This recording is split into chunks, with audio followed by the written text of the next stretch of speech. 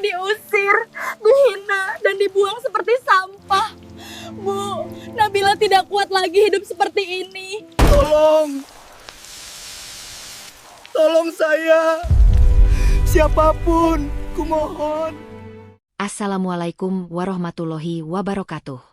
Selamat datang kembali di channel YouTube Dunia Beda, tempat di mana takdir bisa berbalik dalam sekejap mata.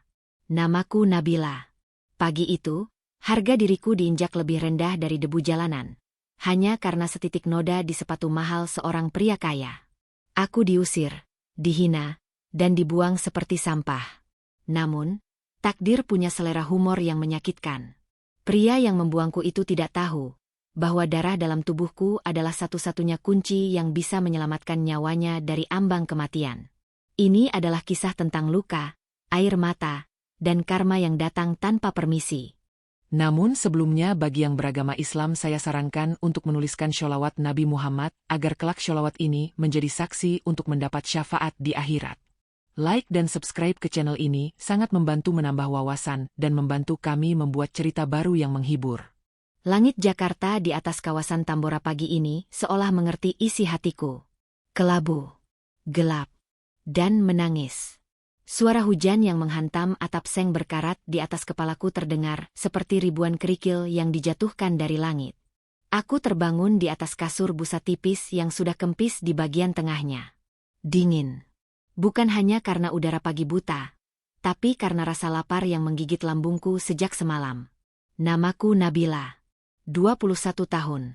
Usia di mana seharusnya gadis sepertiku sibuk mengejar mimpi atau tertawa bersama teman kuliah. Tapi kenyataan hidupku jauh dari kata indah. Aku menatap langit-langit kamar kontrakan yang penuh bercak rembesan air. Ada satu tetes air yang jatuh ritmis ke lantai tanah yang hanya dilapisi semen kasar. Tik, tik, tik. Seperti menghitung mundur sisa harapanku. Aku bangkit dengan tubuh yang terasa berat. Di sudut ruangan yang sempit ini, harta berhargaku hanya sebuah lemari plastik reot dan kompor satu tungku. Aku membuka lemari makan yang nyaris kosong. Hanya ada satu bungkus mie instan tersisa. Tanganku gemetar saat meraihnya. Ini adalah jatah makan terakhirku sampai gaji cair 2 hari lagi. Dengan hati-hati, aku mematahkan mie instan kering itu menjadi 2 bagian. Setengah kurebus untuk pagi ini, setengah lagi kusimpan rapat-rapat untuk makan malam nanti.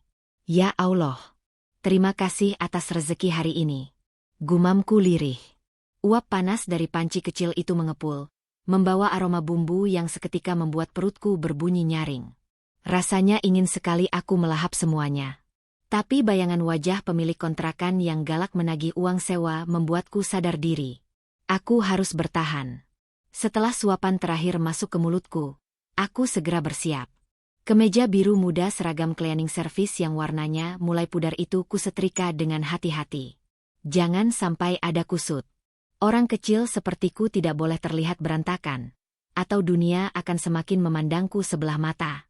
Aku mematut diri di depan cermin retak.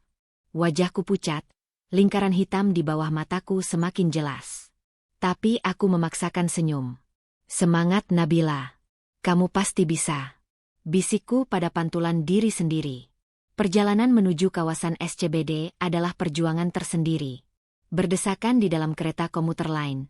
Terhimpit aroma keringat dan parfum murah, lalu berjalan kaki sejauh 1 kilometer demi menghemat ongkos ojek. Sepatu kets hitamku yang solnya sudah mangap di bagian depan, kuseret langkah demi langkah. Setiap kali menginjak genangan air, rasa dingin merembes masuk membasahi kaos kaki. Tapi aku tidak peduli. Gedung pencakar langit yang menjulang tinggi di depan sana adalah tujuanku. Tempat aku mengais rezeki. Gedung perkantoran ini begitu megah.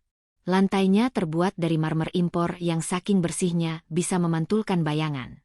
Udara di sini sejuk dan wangi, sangat kontras dengan bau selokan di depan kontrakanku. Di sini, aku hanyalah semut kecil yang bertugas memastikan tidak ada debu yang berani hinggap di meja para bos besar. Pagi itu, suasana lobi utama terasa lebih tegang dari biasanya. Para resepsionis berdiri tegak, satpam bersiaga penuh, dan para karyawan berjalan terburu-buru dengan wajah cemas. Tuan Adrian akan datang. Kabar itu menyebar cepat seperti virus. Adrian Winata. CEO muda pewaris tunggal perusahaan raksasa ini. Pria yang dianugerahi wajah tampan bak model papan atas, namun memiliki hati sedingin es batu. Desas-desus mengatakan dia tidak pernah mentolerir kesalahan sekecil apapun. Bagi Adrian, kesempurnaan adalah harga mati. Aku sedang mengepel area dekat lift VIP. Kain pel kuperas sekuat tenaga agar lantainya tidak terlalu basah dan licin. Punggungku terasa nyeri, sisa kelelahan kemarin yang belum tuntas. Tiba-tiba, pintu kaca otomatis terbuka lebar. Suara langkah kaki yang tegas dan berirama terdengar menggema. Dia datang. Adrian berjalan masuk dengan gagah. Dia mengenakan setelan jas hitam yang membalut tubuh tegapnya dengan sempurna. Di telinganya menempel ponsel mahal. Dia sedang berbicara dengan nada tinggi, memarahi seseorang di seberang sana. Wajahnya merah pada menahan amarah. Auranya begitu mengintimidasi hingga udara di sekitar lobi terasa menipis. Aku segera menepi, menundukkan kepala dalam-dalam, berusaha menjadi tidak terlihat. Itu aturan nomor 1 bagi kami para petugas kebersihan. Jangan menatap mata bos, jangan menghalangi jalan, jadilah bayangan. Namun, takdir pagi itu sedang ingin bermain-main dengan nasibku. Tepat saat Adrian melintas di depanku, seorang kurir paket yang berlari terburu-buru dari arah berlawanan menyenggol ember pelku. Braaak. Suara itu terdengar seperti ledakan bom di telingaku. Ember plastik itu terguling. Air sabun keruh yang berwarna abu-abu tumpah ruah, membanjiri lantai marmer putih yang baru saja kukeringkan. Dan bencana itu terjadi. Cipratan air kotor itu meluncur deras, mendarat tepat di atas sepatu pantofel kulit mengkilap milik Adrian. Noda air sabun itu terlihat begitu kontras di atas permukaan sepatu hitam yang licin itu. Hening. Lobi yang tadi sibuk seketika sunyi senyap. Waktu seolah berhenti berputar. Adrian menghentikan langkahnya mendadak. Dia perlahan menurunkan ponsel dari telinganya. Matanya menatap ke bawah, ke arah sepatunya yang kini ternoda. Rahangnya mengeras. Urat-urat di lehernya menonjol keluar. Darahku berdesir hebat. Jantungku berpacu kencang seolah ingin meledak. Kakiku lemas seketika. Tanpa pikir panjang, aku langsung menjatuhkan diri, berlutut di hadapannya. Maaf, Tuan. Maafkan saya. Saya tidak sengaja. Sungguh, Tuan, ampuni saya. Ucapku terbata-bata. Suaraku gemetar hebat menahan tangis ketakutan. Dengan panik, tanganku merogoh saku celana, mengambil kain lap kumal yang biasa kubawa. Aku hendak mengelap sepatu itu. Aku hanya ingin membersihkannya. Aku hanya ingin memperbaiki kesalahanku. Jangan sentuh. Suara itu rendah, berat, dan penuh penekanan. Adrian memundurkan kakinya dengan kasar, seolah-olah tanganku adalah najis yang menjijikkan. Dia menatapku dari ketinggian, tatapan yang penuh dengan rasa jijik dan penghinaan. Kamu, desisnya tajam. Kamu tahu apa yang baru saja kamu lakukan? Saya akan bersihkan, Tuan. Saya janji akan bersih seperti semula. Rintihku sambil berusaha meraih sepatunya lagi. Hentikan. Bentaknya. Suaranya menggema ke seluruh penjuru lobi. Semua mata kini tertuju pada kami. Puluhan pasang mata menyaksikan betapa rendahnya posisiku saat ini. Seorang gadis miskin yang berlutut di kaki pangeran yang kejam. Sepatu ini, lanjut Adrian dengan nada dingin yang menusuk tulang, harganya 50 juta rupiah. Dibuat dari kulit kualitas terbaik di Italia. Dan kamu, dengan tangan kotormu dan kain lap dekil itu, kamu pikir bisa membersihkannya? Kamu justru membuatnya semakin hancur. Air mataku tumpah tak terbendung. 50 juta? Itu adalah uang yang sangat banyak. Gaji setahun pun aku tak akan mampu mengumpulkannya. Maafkan saya, Tuan, saya tidak punya uang untuk menggantinya. Tapi tolong jangan marah, saya butuh pekerjaan ini. Saya mohon. Adrian tertawa sinis. Sebuah tawa yang tidak menyiratkan kebahagiaan, melainkan kesombongan yang murni. Ganti? Kamu mau jual ginjalmu pun mungkin harganya tidak akan cukup untuk menutupi kerugian mood saya pagi ini. Dengar baik-baik. Saya benci kecerobohan. Saya benci kemiskinan yang menjijikkan seperti ini. Baumu, kotoranmu, merusak pemandangan di kantor saya. Kata-kata itu menghujam dadaku lebih sakit daripada tusukan belati. Dia tidak hanya menghina kerjaku, tapi dia menghina kemanusiaanku. Dia menghina kemiskinanku yang bukan pilihanku. Satpam! Teriak Adrian tanpa mengalihkan pandangannya dariku. Seret perempuan ini keluar. Pecat dia sekarang juga. Dan pastikan namanya masuk daftar hitam. Saya tidak mau melihat wajah melasnya lagi di gedung ini. Tuan, jangan Tuan. Saya mohon. Ibu saya sudah meninggal. Saya hidup sebatang kara. Kalau saya dipecat, saya makan apa Tuan? Saya janji akan kerja lebih keras. Aku merangkak, mencoba memegang ujung celananya, mengabaikan harga diriku yang sudah hancur lebur. Namun Adrian justru menepis tanganku dengan kakinya. Gerakan itu sangat kasar, seolah dia sedang menyingkirkan bangkai tikus. Itu bukan urusan saya. Miskin itu nasibmu, tapi bodoh itu pilihanmu. Pergi. Dua orang satpam berbadan tegap datang mendekat. Wajah mereka menyiratkan rasa kasihan, tapi mereka tidak berani membantah perintah sang pemilik tahta. Lengan kecilku dicengkeram kuat. Aku dipaksa berdiri, diseret mundur menjauhi Adrian yang kembali sibuk dengan ponselnya, seolah-olah dia baru saja mengusir lalat pengganggu dan bukan menghancurkan hidup seorang manusia. Mbak Nabila, maafkan kami ya. Tolong kooperatif, jangan melawan. Bisik satpam itu pelan. Aku digiring keluar dari pintu kaca otomatis itu. Detik itu juga, aksesku ke dunia mereka tertutup. Aku dilempar kembali ke trotoar Jalan Sudirman. Hujan di luar semakin deras, disertai angin kencang yang menampar wajah. Aku berdiri terpaku di pinggir jalan. Basah kuyup. Kardus kecil berisi barang-barang pribadi kumuk plastik, sikat gigi, dan foto almarhumah ibu yang kusimpan di loker kini ada di pelukanku. Perlahan hancur terkena air hujan. Aku mendongak menatap langit kelabu. Air hujan bercampur dengan air mataku yang hangat. Ya Allah, kenapa ujianmu begitu berat? Apa salahku? Aku hanya ingin mencari makan yang halal. Kenapa orang kaya bisa begitu kejam? Tubuhku menggigil hebat. Dingin menusuk sampai ke tulang sumsum. Tapi rasa dingin di hati jauh lebih menyiksa. Perutku kembali perih melilit. Setengah porsi mie instan tadi pagi sudah tak bersisa tenaganya. Kini, aku tidak punya pekerjaan. Tidak ada pesangon. Tidak ada harapan. Aku berjalan gontai menyusuri trotoar, tanpa tahu harus kemana. Pulang ke kontrakan pun percuma. Aku pasti akan diusir karena tidak bisa bayar sewa. Dunia terasa begitu sempit dan mencekik. Tiba-tiba, suara deru mesin mobil yang gahar terdengar dari arah belakang. Sebuah mobil sport merah menyala melaju dengan kecepatan tinggi membelah genangan air di jalan raya. Wus! Cipratan air keruh dari genangan jalan raya menyembur deras, menghantam seluruh tubuhku. Wajahku, bajuku, kardus barangku, semuanya kini bermandikan lumpur jalanan. Aku terbatuk, mengusap lumpur yang masuk ke mata. Samar-samar aku melihat plat nomor mobil itu saat menjauh. B1 Ed. Itu mobil Adrian. Bahkan di jalanan pun, dia masih sempat menyakitiku. Dia melaju kencang, menembus lampu merah, seolah dia adalah raja jalanan yang tak tersentuh hukum. Mobil merah itu melesat menuju arah jalan tol dalam kota. Yang tidak dia tahu, dan yang tidak aku tahu saat itu, adalah bahwa malaikat maut sedang menunggunya di tikungan kilometer 10. Kesombongan itu sedang melaju menuju kehancuran.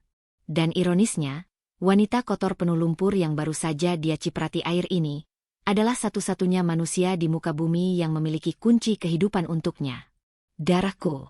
Darah si gadis miskin ini. Aku jatuh terduduk di halte bis yang sepi. Kepalaku pusing. Pandanganku mulai berkunang-kunang. Gelap perlahan merayap di tepian mataku. Rasa lapar dan dingin bersekongkol mematikan kesadaranku. Ya Allah, jika ini akhir hidupku, ambil saja nyawaku. Aku sudah lelah. Namun, di kejauhan, suara sirine ambulan mulai terdengar sayup-sayup. Meraung-raung membelah hujan. Suara itu semakin dekat, seolah membawa kabar buruk yang akan mengubah takdirku dan takdir Adrian selamanya. Sebuah kecelakaan fatal baru saja terjadi. Dan permainan takdir yang sesungguhnya baru saja dimulai. Sementara kesadaranku perlahan menghilang di bangku halte yang keras itu, di tempat lain, Takdir sedang bekerja dengan cara yang mengerikan. Mobil sport merah milik Adrian melaju seperti setan di jalan tol dalam kota yang licin karena hujan deras. Jarum speedometer menunjukkan angka 140 km per jam. Angka yang gila untuk kondisi jalanan Jakarta yang basah. Di dalam kabin mobil yang kedap suara dan beraroma kulit mahal itu, Adrian tidak fokus pada jalanan. Satu tangannya memegang setir, sementara tangan lainnya memegang ponsel yang menempel di telinga. Wajahnya merah padam, urat lehernya menonjol. Dia sedang berdebat hebat dengan Siska, tunangannya.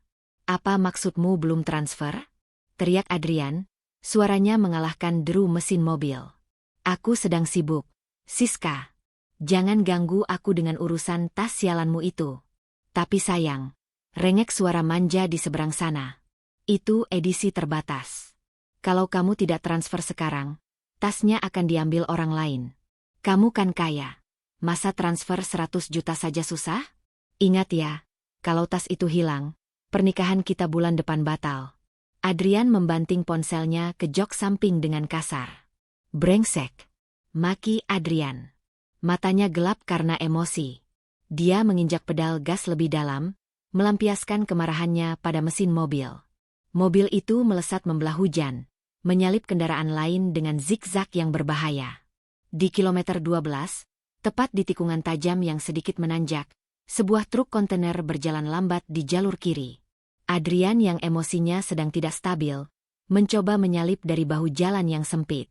Keputusan bodoh yang akan dia sesali seumur hidup. Ban mobil mahalnya tergelincir genangan air atau aquaplaning. Setir menjadi ringan dan tidak terkendali.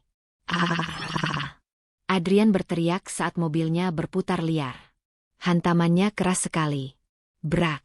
Mobil mewah itu menabrak pembatas beton, terpental ke udara, berguling 3 kali di aspal basah, sebelum akhirnya berhenti dalam posisi terbalik dengan asap mengepul dari kap mesin. Kaca pecah berhamburan seperti kristal kematian. Hening sejenak. Hanya ada suara klakson panjang dari truk yang lewat dan suara hujan yang terus mengguyur bangkai besi merah itu.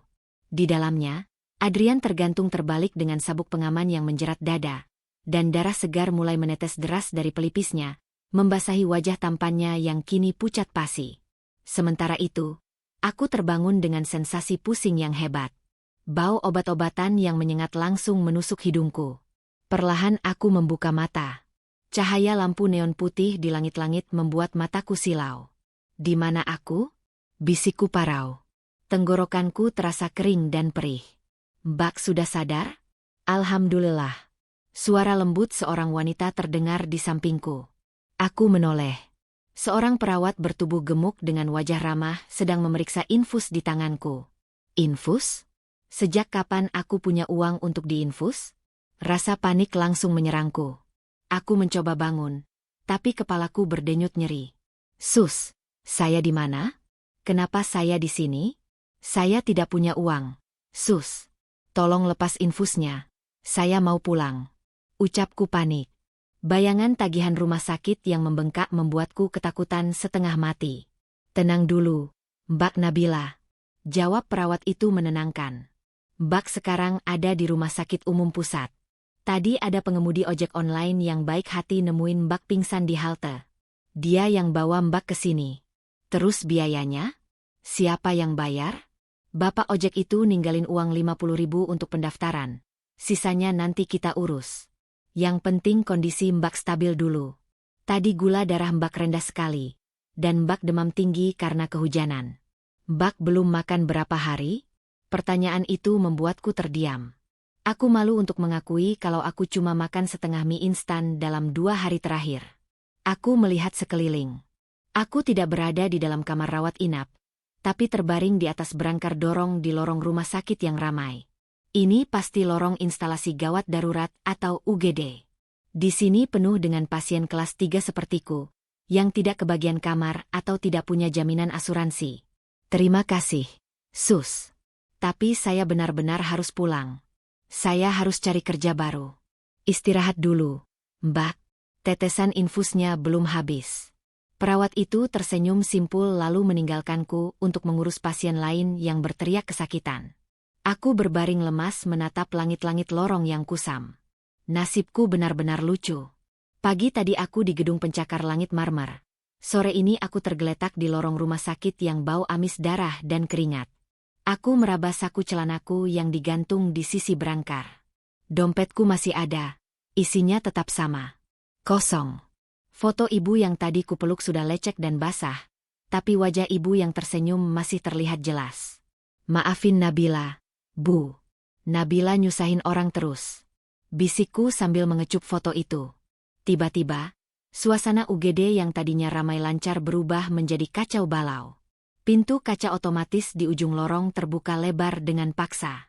Suara sirine ambulan terdengar meraung-raung sangat dekat, seolah menjerit meminta nyawa. Minggir. Minggir semua. Jalan. Buka jalan. Teriak seorang petugas medis yang mendorong berangkar dengan kecepatan tinggi.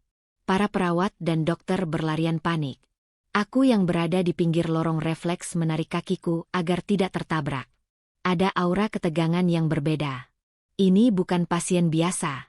Siapkan ruang operasi 1. Hubungi dokter spesialis bedah syaraf sekarang. Cepat. Teriak dokter senior yang ikut berlari. Berangkar itu lewat tepat di depan mataku. Waktunya hanya sepersekian detik, tapi mataku menangkap pemandangan yang mengerikan. Seorang pria terbaring tidak sadarkan diri.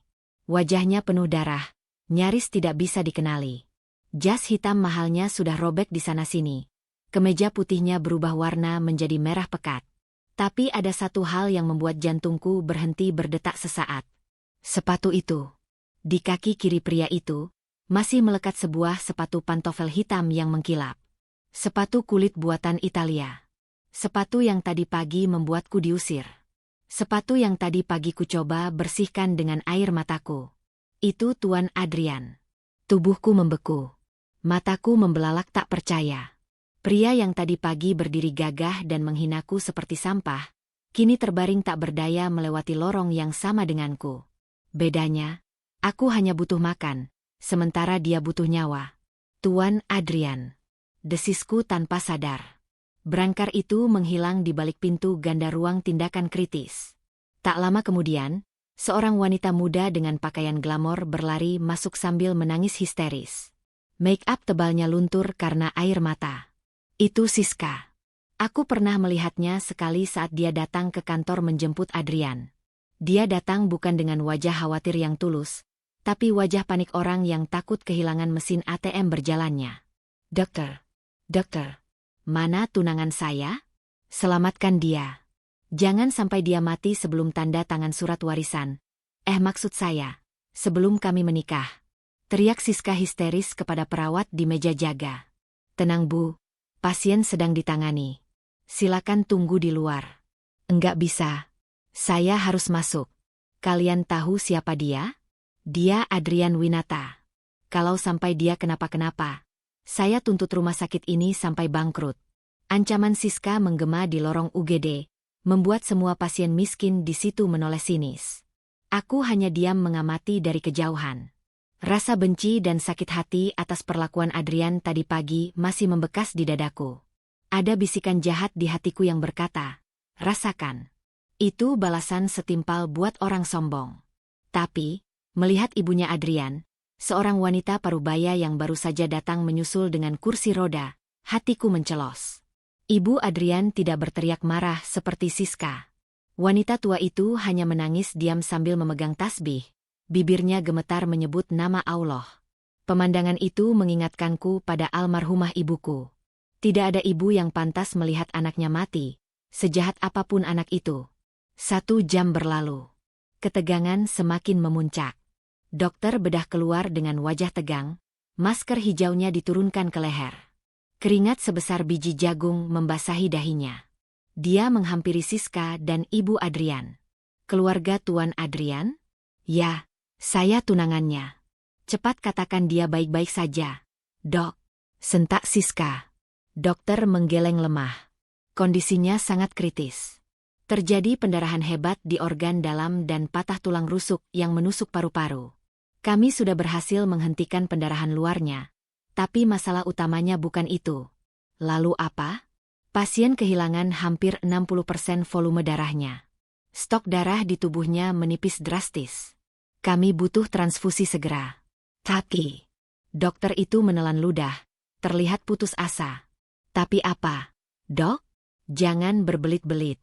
Golongan darah Tuan Adrian adalah RH0, atau biasa disebut Golden Blood. Ini adalah golongan darah paling langka di dunia. Kurang dari 50 orang di dunia yang memilikinya. Kami sudah cek stok di PMI Jakarta. Kosong. Kami cek jejaring rumah sakit se-Indonesia. Nihil. Kaki Siska lemas. Dia terduduk di kursi tunggu. Bukan karena sedih, tapi karena sadar harapannya menjadi istri CEO kaya raya sedang melayang. Sementara Ibu Adrian langsung pingsan di kursi rodanya. Jadi maksud dokter, Adrian akan mati kalau tidak ada darah itu? Tanya Siska dengan suara bergetar. Maafkan kami, Bu.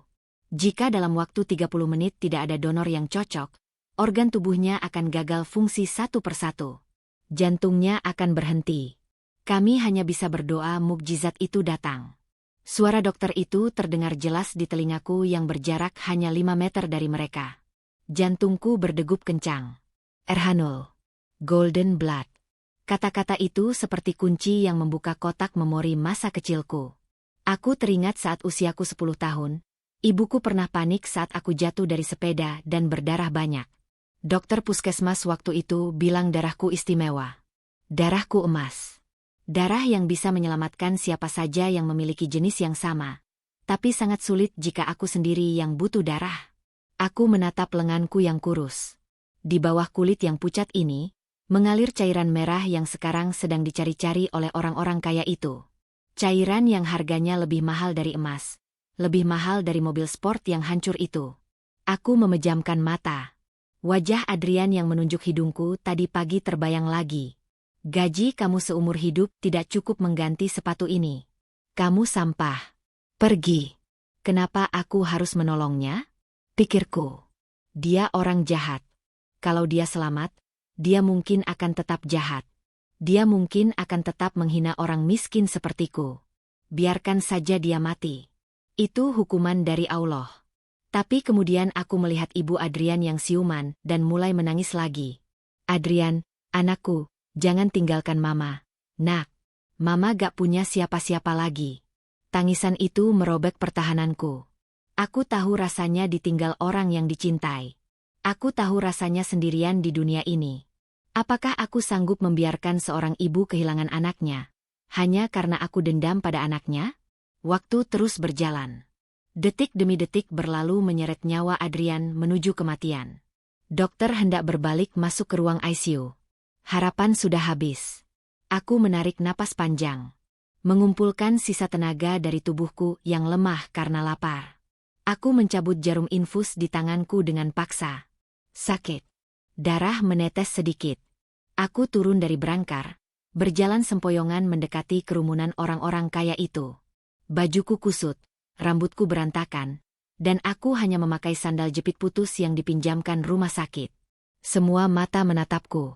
Siska menatapku dengan jijik. Mau apa kamu? Gembel? Jangan dekat-dekat. Kita lagi ada musibah. Jangan minta sumbangan di sini. Hardik Siska kasar. Aku tidak mempedulikan Siska. Aku menatap lurus ke mata dokter itu. Dokter. Panggilku lirih. Dokter itu menoleh, menatapku heran.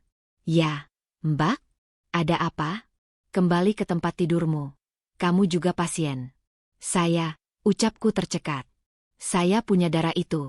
Hening. Apa? Tanya dokter itu. Matanya membesar. Kamu jangan main-main, Mbak. Ini masalah nyawa. Saya tidak main-main, Dok. Golongan darah saya RH0. Saya pernah tes waktu kecil. Cek saja kalau dokter tidak percaya. Ambil darah saya. Ambil semuanya kalau perlu untuk dia. Siska ternganga. Dia menatapku dari ujung kaki ke ujung kepala. Seolah tidak percaya bahwa nyawa tunangannya yang miliarder itu kini bergantung pada gadis cleaning service yang tadi pagi diusir karena mengotori sepatu. Cepat suster. Cek darah dia sekarang. Perintah dokter berteriak. Aku digiring masuk ke ruangan khusus. Tubuhku gemetar. Bukan karena takut jarum, Tapi karena aku tahu aku akan memberikan bagian dari nyawaku untuk orang yang paling membenciku. Saat jarum besar itu menembus kulitku, aku berdoa dalam hati. Ya Allah, jika darah ini bisa menghapus dosanya dan melembutkan hatinya, aku ikhlas. Tapi jika dia tetap menjadi Fir'aun, biarlah engkau yang menghakiminya kelak. Darah merah pekat mengalir keluar dari tubuhku yang ringkih, masuk ke dalam kantong darah. Pandanganku mulai kabur. Rasanya dingin sekali. Gelap mulai datang lagi. Apakah aku akan mati demi menyelamatkan dia? Ruangan pengambilan darah itu terasa lebih dingin dari kutub utara. Atau mungkin, itu hanya perasaanku saja karena tubuhku sudah kehilangan panas alaminya. Aku berbaring di ranjang sempit dengan selimut tipis yang tidak mampu mengusir gigil. Di lenganku, sebuah jarum berukuran cukup besar menancap, mengalirkan cairan merah pekat kehidupan keluar dari tubuhku menuju sebuah kantong plastik transparan. Setiap tetes darah yang keluar, rasanya seperti membawa serta sisa-sisa tenagaku. Pandanganku mulai berbayang.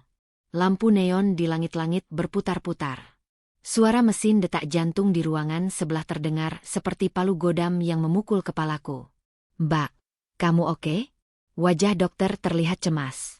Keringat dingin membasahi dahinya. Padahal ruangan ini beku. Kita sudah ambil 1 kantong. Tapi pasien butuh 2 kantong untuk stabil. Masalahnya, dokter itu menggantung kalimatnya. Menatap tubuhku yang hanya tulang berbalut kulit. "Masalahnya apa, Dok?" Tanyaku lemah. Suaraku nyaris tak terdengar. "Berat badanmu kurang, Mbak. Tensi kamu anjlok drastis. Kalau kita ambil 1 kantong lagi, kamu bisa syok. Jantungmu bisa berhenti. Ini terlalu berisiko." Aku tersenyum tipis. Sangat tipis. Di kepalaku terbayang wajah Adrian yang terbaring sekarat. Lalu terbayang wajah ibunya yang menangis histeris. Lalu, entah kenapa, terbayang wajah almarhumah ibuku yang selalu berpesan, "Nabila, jadilah orang baik meskipun dunia jahat padamu. Karena kebaikan adalah satu-satunya harta yang mati pun akan kita bawa. Ambil saja, Dok," bisikku. "Tapi, ambil. Nyawa dia lebih berharga dari nyawa cleaning service sepertiku, kan? Kalau dia mati, ribuan karyawan kehilangan pemimpin. Kalau aku mati, paling cuma ibu kos yang sedih kehilangan penyewa." Dokter itu terdiam. Dia menatapku dengan pandangan yang sulit diartikan. Ada rasa kagum, tapi juga rasa bersalah yang mendalam. Akhirnya, dengan tangan gemetar, dia mengangguk pada perawat. "Lakukan. Tapi pantau tanda vitalnya setiap detik. Siapkan adrenalin jika jantungnya berhenti." Kantong kedua mulai terisi. Rasanya sakit sekali. Bukan sakit di lengan, tapi sakit di seluruh tubuh. Rasanya seperti rohku ditarik paksa. Napasku mulai sesak. Dada rasanya dihimpit batu besar. Gelap mulai menyelimuti pandanganku sepenuhnya. Suara-suara di sekitarku mulai menjauh dan mengecil. "Mbak Nabila. Mbak Nabila. Bertahan, Mbak." Suara teriakan dokter itu adalah hal terakhir yang kudengar sebelum semuanya menjadi hitam pekat. Aku melayang dalam kehampaan. Rasanya damai. Apakah aku sudah mati? Jika iya, alhamdulillah. Setidaknya aku tidak perlu memikirkan besok makan apa. Entah berapa lama aku pingsan. 1 jam? 2 jam? Atau seharian? Saat aku membuka mata, hal pertama yang kurasakan adalah rasa haus yang mencekik. Tenggorokanku kering kerontang seperti gurun pasir. Kepalaku berputar hebat seperti gasing. Aku mencoba bangun, tapi tubuhku rasanya bukan milikku lagi. Berat sekali. Aku melihat sekeliling. Aku tidak lagi di ruangan khusus donor darah yang bersih tadi. Aku kembali berada di lorong rumah sakit yang ramai, terbaring di berangkar dorong di sudut yang agak gelap, dekat toilet umum. Bau karbol bercampur bau pesing menyengat hidung. "Sudah bangun?" Suara ketus itu mengejutkanku. Aku menoleh susah payah. Di sana berdiri Siska, tunangan Adrian. Dia masih mengenakan gaun mahalnya, tapi wajahnya sudah dipoles ulang, terlihat segar dan cantik, kontras dengan aku yang seperti mayat hidup. Dia bersedekap dada, menatapku dengan tatapan merendahkan. "Mana Adrian?" Tanyaku parau. "Tuan Adrian." Koreksi Siska tajam. "Dia sudah sadar." Sudah dipindahkan ke ruang VVIP President Suite. Kamar yang harga semalamnya lebih mahal dari harga rumahmu. Kondisinya stabil berkat darah itu. Alhamdulillah. Ucapku lega.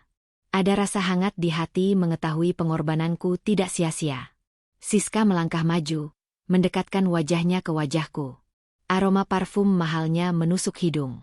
Dengar baik-baik, tikus kecil. Jangan pernah berpikir kamu adalah pahlawan di sini. Adrian tidak perlu tahu kalau darah di tubuhnya berasal dari gadis kotor sepertimu. Bisa-bisa dia muntah kalau tahu nyawanya diselamatkan oleh bekas cleaning service yang dipecatnya. Jantungku mencelos. Sakit. Lebih sakit daripada saat jarum tadi menembus kulit. Maksud Mbak apa? Maksudku, kamu tutup mulut. Siska melempar sebuah amplop coklat ke atas dadaku. Amplop itu tipis. Di dalamnya ada beberapa lembar uang merah. Ini bayaran untuk darahmu. Anggap saja transaksi jual beli. Aku beli darahmu, kamu dapat uang. Selesai. Jangan pernah muncul di hadapan Adrian atau keluarganya lagi. Jangan pernah mengaku-ngaku kamu yang menolongnya. Aku menatap amplop itu dengan nanar. Harga nyawa, harga ketulusan, hanya dinilai dengan beberapa lembar rupiah? Saya ikhlas, Mbak. Saya nggak butuh uang ini. Saya cuma apa? Mau cari muka? Mau Adrian jatuh cinta sama kamu karena utang budi?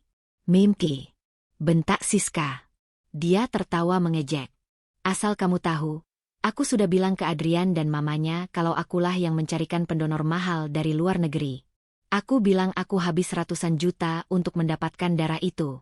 Jadi sekarang, di mata mereka, akulah pahlawannya. Bukan kamu. Ya Allah.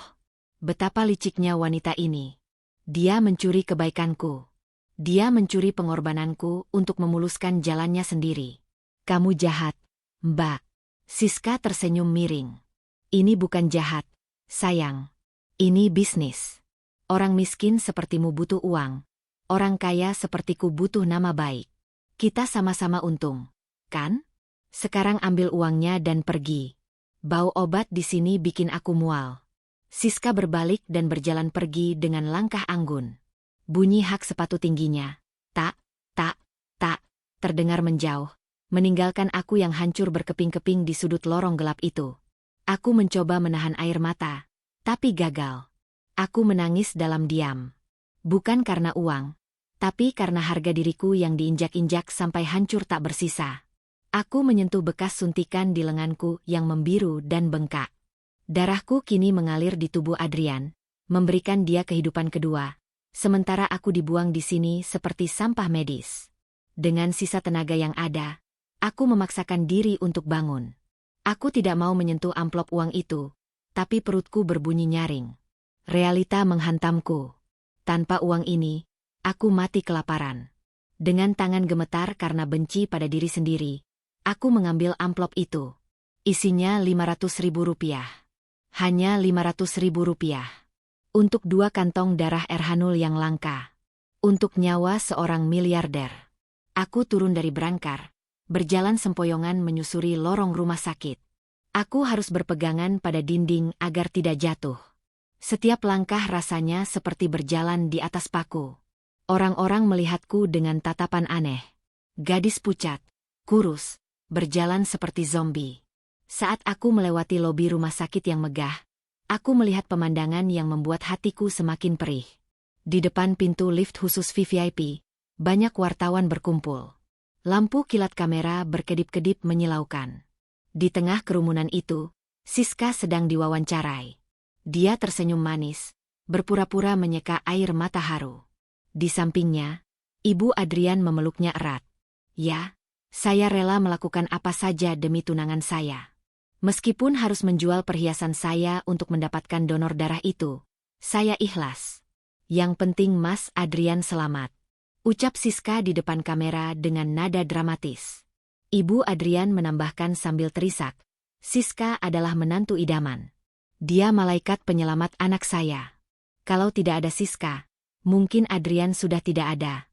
Hatiku remuk. Hancur sehancur-hancurnya. Kebohongan itu diucapkan dengan begitu lancar, dan seluruh dunia mempercayainya. Tidak ada yang tahu ada seorang gadis bernama Nabila yang hampir mati kehabisan darah di lorong belakang, yang kini sedang berjalan tertatih-tatih menuju pintu keluar. Aku keluar dari gedung rumah sakit. Langit Jakarta sudah gelap. Hujan sudah berhenti, menyisakan genangan air yang memantulkan cahaya lampu kota. Angin malam menusuk tulangku yang rapuh. Aku memeluk tubuhku sendiri. Dingin. Sepi. Aku berjalan menuju halte bis tempat aku pingsan tadi siang. Di sana, kardus barang-barangku masih ada, tapi sudah basah kuyup dan penyok. Seseorang mungkin telah menendangnya ke pojok. Aku memungut foto ibuku yang sudah rusak. Wajah ibu di foto itu sudah luntur terkena air hujan. Maaf, Bu. Nabila gagal jaga foto ibu. Nabila juga gagal jaga harga diri Nabila. Isakku pecah di trotoar jalan yang bising. Tiba-tiba, sebuah mobil Alphard hitam mewah berhenti di depan lobi rumah sakit. Pintu otomatis terbuka. Seorang pria parubaya dengan jas dokter keluar, mengantar seseorang. Itu Adrian. Dia duduk di kursi roda. Wajahnya masih pucat, tapi dia sudah sadar. Di sampingnya ada Siska yang setia memegang tangannya, dan ibu Adrian yang mendorong kursi rodanya. Mereka terlihat seperti keluarga bahagia yang baru saja lolos dari maut. Adrian terlihat menatap Siska dengan tatapan penuh cinta dan terima kasih. Terima kasih, sayang. Kamu nyawaku. Ucap Adrian lembut. Suaranya sayup-sayup terdengar olehku yang berdiri di balik tiang halte yang gelap. Aku berutang nyawa padamu. Kita percepat pernikahan kita. Siska tersenyum penuh kemenangan. Sama-sama, sayang. Aku memalingkan wajah. Tidak sanggup melihatnya. Darahku yang mengalir di tubuhnya, membuat jantungnya berdetak untuk mencintai wanita lain yang pembohong. Betapa ironisnya hidup ini. Aku naik ke dalam kopaja tua yang berhenti di depan halte. Asap knalpot hitam mengepul, sekelam masa depanku. Aku duduk di pojok belakang, menyandarkan kepalaku ke jendela yang bergetar. Jakarta di luar sana gemerlap, penuh lampu warna-warni. Tapi bagiku, dunia ini gelap gulita. Aku tidak tahu kemana harus pergi setelah ini. Uang 500.000 di saku celanaku terasa panas membakar kulit. Ini uang darah. Uang penghinaan. Namun, di dalam hatiku yang paling dalam, ada satu keyakinan kecil yang masih menyala redup. Allah tidak tidur. Kebenaran ibarat bangkai, serapat apapun ditutup, baunya pasti akan tercium juga. Darah tidak bisa berbohong. Di dalam tubuh Adrian, sel-sel darahku sedang berenang, menyatu dengan tubuhnya. Dan suatu saat nanti, darah itu akan berbicara dengan caranya sendiri. Kopaja melaju menembus malam, membawaku pergi menjauh dari orang-orang kaya yang tak punya hati itu. Aku menutup mata, membiarkan lelah mengambil alih. Biarlah hari ini berakhir. Biarlah rasa sakit ini kusimpan sendiri. Tapi, cerita ini belum selesai. Justru, ini adalah awal dari penderitaan baru, dan awal dari sebuah penyesalan panjang yang akan menghantui Adrian seumur hidupnya. Apa yang terjadi ketika Adrian mulai merasakan hal-hal aneh setelah menerima darahku? Apa yang terjadi ketika ikatan batin pendonor dan penerima mulai bekerja di luar nalar? Malam itu, aku sampai di kontrakan petaku di Tambora hampir tengah malam. Tubuhku rasanya seperti remuk redam. Efek kehilangan 2 kantong darah dalam kondisi perut kosong mulai menghantamku dengan brutal. Kepalaku berputar hebat seolah ada gasing yang berputar di dalam otakku. Napasku pendek dan berat. Setiap kali aku melangkah, dunia di sekitarku bergoyang. Aku membuka pintu kamar yang berderit. Aroma lembab dan apek langsung menyambutku. Tidak ada kasur empuk, tidak ada AC dingin, tidak ada pelayan yang membawakan sup hangat. Yang ada hanya sunyi yang mencekam dan perut yang melilit perih. Aku menjatuhkan diri di atas kasur busa tipis. Rasanya dingin. Bekas suntikan di lenganku berdenyut nyeri, membengkak menjadi memar ungu yang mengerikan. Aku menatap langit-langit kamar yang bocor. Di luar, gerimis mulai turun lagi. Suara rintik hujan yang biasanya menenangkan, malam ini terdengar seperti ejekan. Nabila, kamu bodoh. Rutuku pada diri sendiri sambil memegang amplop berisi uang 500.000 dari Siska. Kamu jual nyawamu, kamu jual darahmu, hanya untuk dihina. Air mataku menetes lagi. Kali ini bukan karena sedih, tapi karena marah. Marah pada kemiskinan yang membelengguku. Marah pada orang-orang kaya yang merasa bisa membeli segalanya. Perutku berbunyi keras, membuyarkan lamunanku. Sakit sekali. Asam lambungku naik. Aku harus makan. Kalau tidak, aku bisa mati konyol di sini sendirian.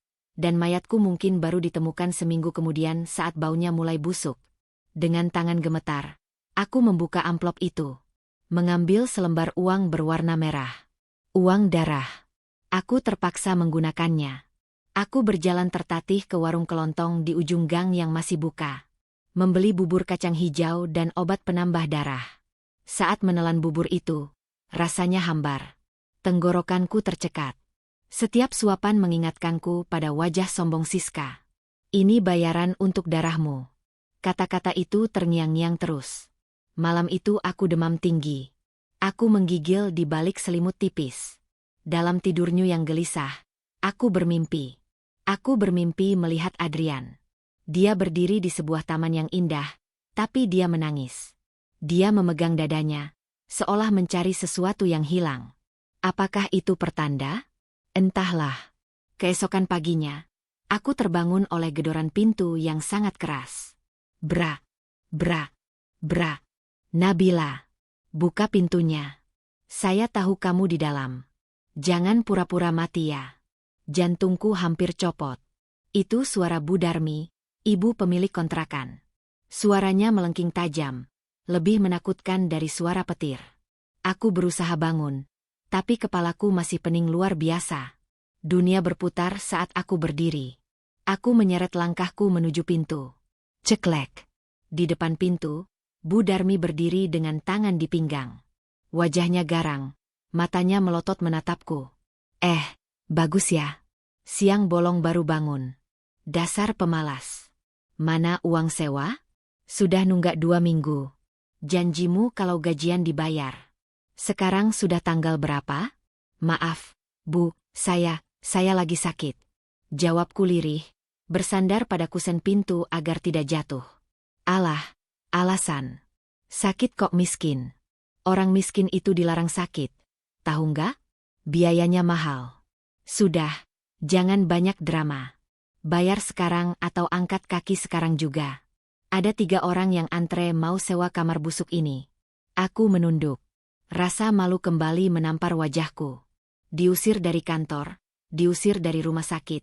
Sekarang mau diusir dari kontrakan? Aku tidak punya pilihan lain.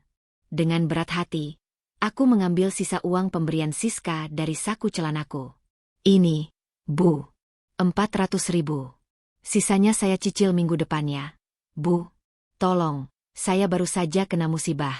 Bu Darmi menyambar uang itu dengan cepat. Dia menghitungnya dengan meludah sedikit ke ujung jarinya. Matanya meneliti setiap lembar seolah takut uang palsu. Cuma 400? Kurang 100 lagi. Tambah denda telat bayar 50.000. Jadi kurang 150.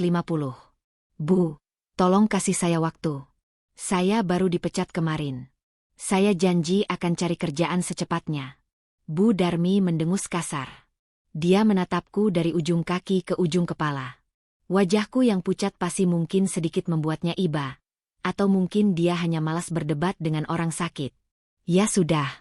3 hari. Kalau dalam 3 hari kamu nggak lunasi sisanya, barang-barangmu saya buang ke selokan. Mengerti? Iya, Bu.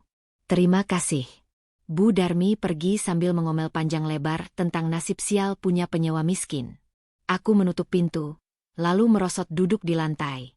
Uang di tanganku tinggal 50.000 rupiah. 500.000 hasil jual darah, habis dalam sekejap hanya untuk menyambung tempat berteduh.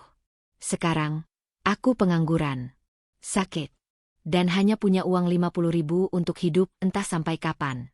Sementara itu, di belahan kota lain, di kawasan elit Menteng, suasana yang sangat berbeda sedang terjadi. Di sebuah kamar tidur mewah yang luasnya 5 kali lipat dari kontrakanku, Adrian sedang berbaring di kasur king size yang empuk. Infus mahal tergantung di tiang stainless steel di sampingnya. Dokter pribadi dan 2 perawat khusus standby menjaganya 24 jam. Secara medis, pemulihan Adrian sangat cepat. Ajaib, kata dokter. Darah Erhanul yang masuk ke tubuhnya beradaptasi dengan sempurna, seolah-olah darah itu memang ditakdirkan untuk berada di sana. Luka-lukanya mengering dengan cepat. Tapi, ada sesuatu yang aneh terjadi pada jiwa Adrian. Sejak dia sadar dari koma, Adrian merasa menjadi orang yang berbeda. Ada rasa sesak di dadanya yang muncul tiba-tiba tanpa sebab. Rasa sedih yang mendalam, seperti rindu pada seseorang yang dia sendiri tidak tahu siapa. Pagi itu, pelayan membawakan sarapan favoritnya. Steak wagyu medium rare dengan saus jamur truffle. Makanan yang biasanya dia puja. Tapi begitu aroma daging itu masuk ke hidungnya, Adrian merasa mual. Bawa pergi. Perintah Adrian sambil menutup hidungnya. Tapi Tuan, ini kesukaan Tuan. Dokter bilang Tuan harus banyak makan protein. Aku bilang bawa pergi. Baunya bikin aku mau muntah. Bentak Adrian. Pelayan itu gemetar ketakutan dan buru-buru membawa nampan itu keluar. Adrian bingung dengan dirinya sendiri. Kenapa dia tiba-tiba benci daging? Padahal dia karnivora sejati. Tiba-tiba, terlintas bayangan makanan lain di kepalanya. Bubur kacang hijau. Ya, tiba-tiba lidahnya sangat menginginkan bubur kacang hijau hangat yang manis. Makanan kampung yang seumur hidup tidak pernah dia sentuh. Aneh. Batin Adrian. Tak lama kemudian, Siska masuk ke kamar dengan senyum merekah. Dia membawa buket bunga mawar merah besar. Sayang. Selamat pagi. Gimana perasaanmu hari ini? Siska langsung duduk di tepi ranjang, hendak memeluk Adrian. Namun, saat kulit Siska bersentuhan dengan kulit Adrian, terjadi reaksi spontan. Adrian tersentak kaget dan refleks mendorong tubuh Siska menjauh. Aduh. Adrian, kamu kenapa sih? Siska terkejut, hampir jatuh dari kasur. Adrian menatap tangannya sendiri dengan bingung. Maaf Sis. Aku kaget. Badanmu rasanya aneh. Aneh gimana? Aku pakai parfum mahal yang kamu belikan loh. Siska cemberut, mencoba meraih tangan Adrian lagi. Tapi Adrian menarik tangannya. Jantungnya berdebar tidak nyaman setiap kali Siska dekat. Ada penolakan dari dalam dirinya. Darah di tubuhnya seolah berteriak. Bukan dia. Bukan dia orangnya. Dia pembohong. Aku cuma butuh istirahat. Tolong jangan dekat-dekat dulu. Kepalaku pusing kalau cium parfummu. Alasan Adrian. Siska menahan amarah. Wajahnya memerah. Oke fine. Kamu istirahat aja. Aku mau ke salon dulu. Sepeninggal Siska, Adrian termenung menatap jendela kamar yang basah oleh sisa hujan.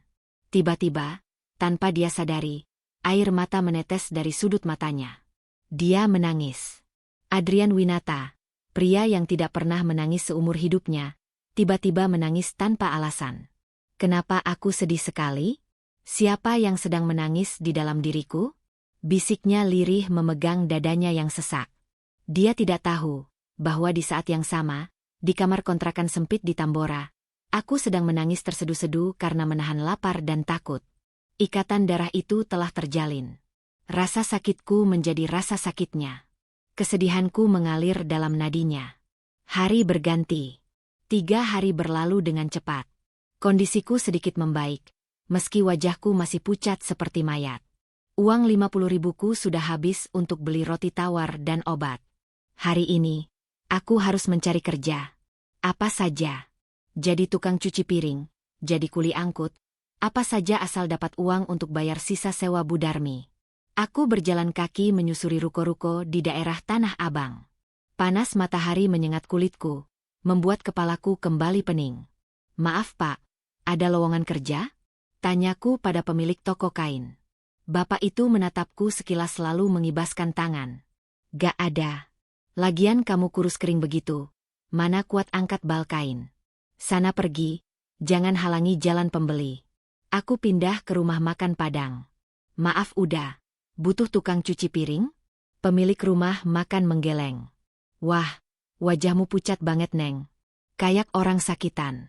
Nanti kalau kamu pingsan di sini, saya yang repot. Maaf ya, cari tempat lain aja. Penolakan demi penolakan ku terima. Dunia seolah menutup pintu rezekinya rapat-rapat untukku.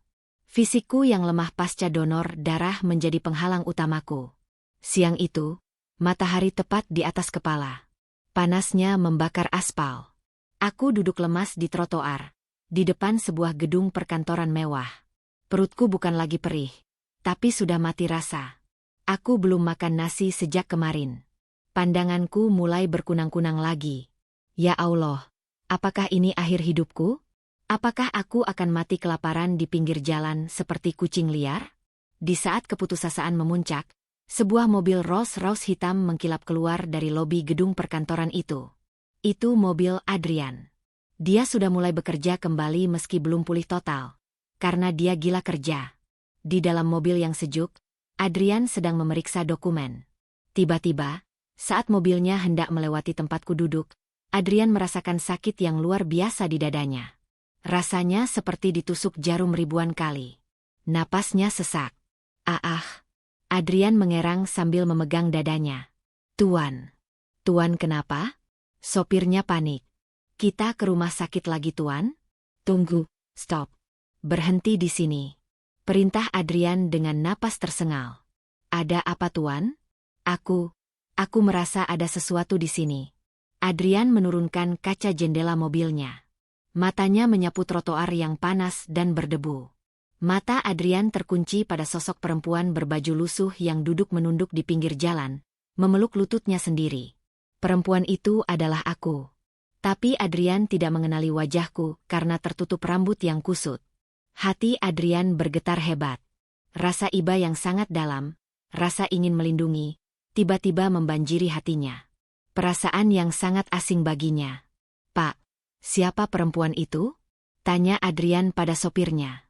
Oh, itu kayaknya pengemis atau orang gila pak. Jangan dipedulikan.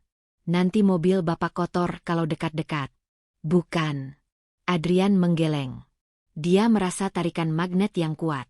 Kasih dia uang. Cepat. Sopir itu mengangguk, lalu mengambil selembar uang 100.000 dan keluar dari mobil. Dia menghampiriku. Mbak. Nih. Sedekah dari bos saya. Sana pindah, jangan duduk di sini. Mengganggu pemandangan. Kata sopir itu sambil melempar uang itu ke pangkuanku. Aku mendongak perlahan. Mataku yang cekung menatap mobil mewah itu. Kaca jendela belakang terbuka sedikit.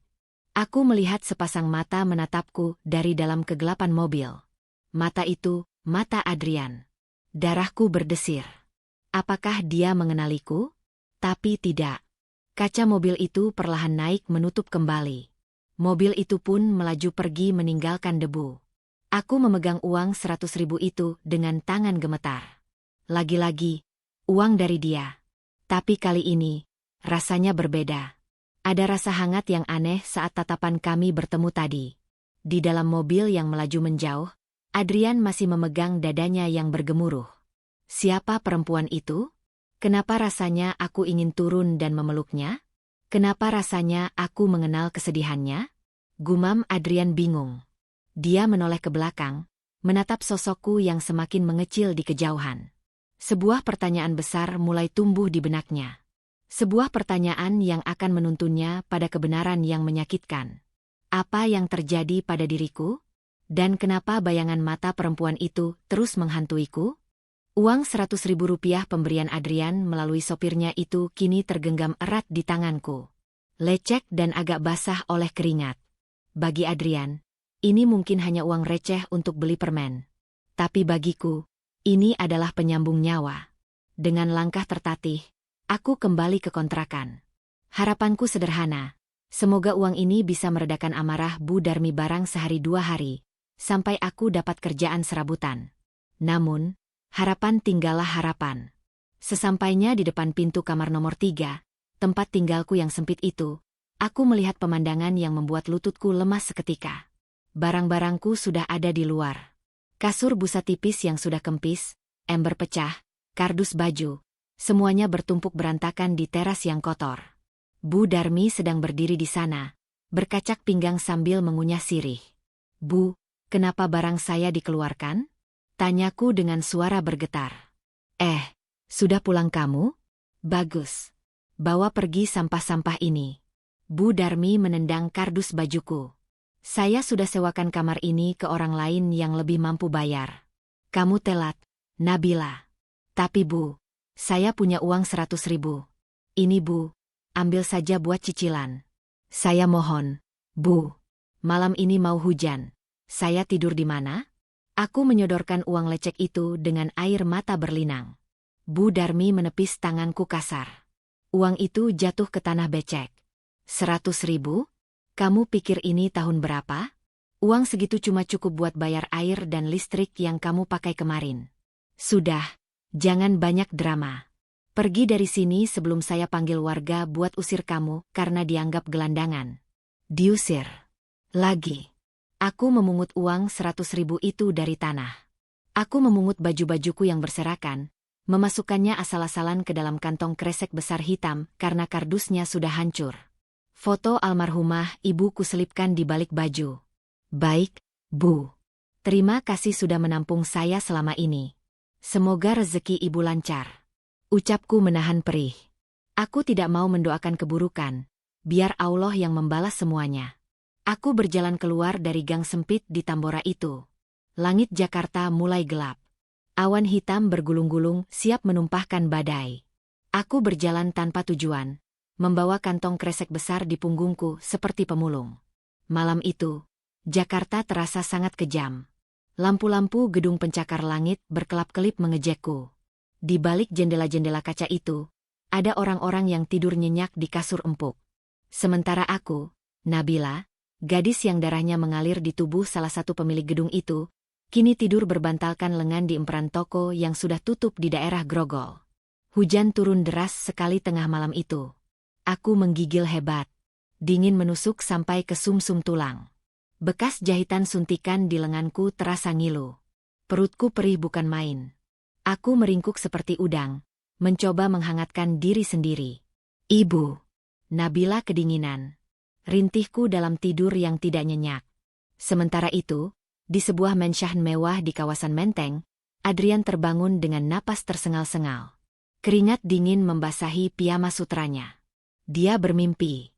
Mimpi yang sangat nyata. Dalam mimpinya, dia merasa kedinginan yang luar biasa. Dia merasa sedang tidur di lantai keras yang basah. Dia merasa perutnya lapar dan perih. Dan dia mendengar suara tangisan perempuan memanggil ibu. Adrian duduk di tepi ranjang, memegang dadanya yang berdetak kencang tak beraturan. Kenapa? Kenapa rasanya sakit sekali di sini? Gumam Adrian bingung. Dia menyalakan lampu tidur. AC kamarnya diatur pada suhu hangat, selimutnya tebal, tapi dia tetap merasa menggigil. Giginya gemeretuk.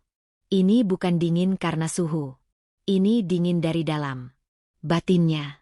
Adrian turun dari ranjang, berjalan mondar-mandir di kamarnya yang luas. Dia merasa gelisah. Sangat gelisah. Ada dorongan kuat di hatinya untuk pergi ke suatu tempat. Tapi kemana? Dia melihat Siska yang tidur pulas di sofa kamar, karena Adrian belum mau tidur satu ranjang. Siska mendengkur halus. Adrian menatap wajah tunangannya itu. Cantik. Tapi kenapa hatinya kosong saat melihatnya? Kalau benar darah Siska yang ada di tubuhku, kenapa aku tidak merasakan ikatan apa-apa dengannya? Kenapa justru bayangan gadis gembel di pinggir jalan tadi siang yang terus muncul? Adrian tidak bisa menahan rasa penasarannya lagi. Dia mengambil kunci mobil di atas meja. Dia tidak memanggil sopir. Dia ingin menyetir sendiri. Pukul 2 pagi, Adrian mengeluarkan mobil sport cadangannya dari garasi. Dia melaju membelah jalanan Jakarta yang sepi dan basah. Dia tidak tahu tujuannya. Dia hanya mengikuti instingnya. Mengikuti kemana jantungnya berdetak lebih kencang. Mobilnya melaju ke arah Jakarta Barat. Melewati Tomang, lalu Grogol. Semakin ke arah sana, dadanya semakin berdebar. Rasa sesak itu semakin nyata. Di sebuah deretan ruko tua yang gelap di daerah Grogol, mata Adrian menangkap sesuatu.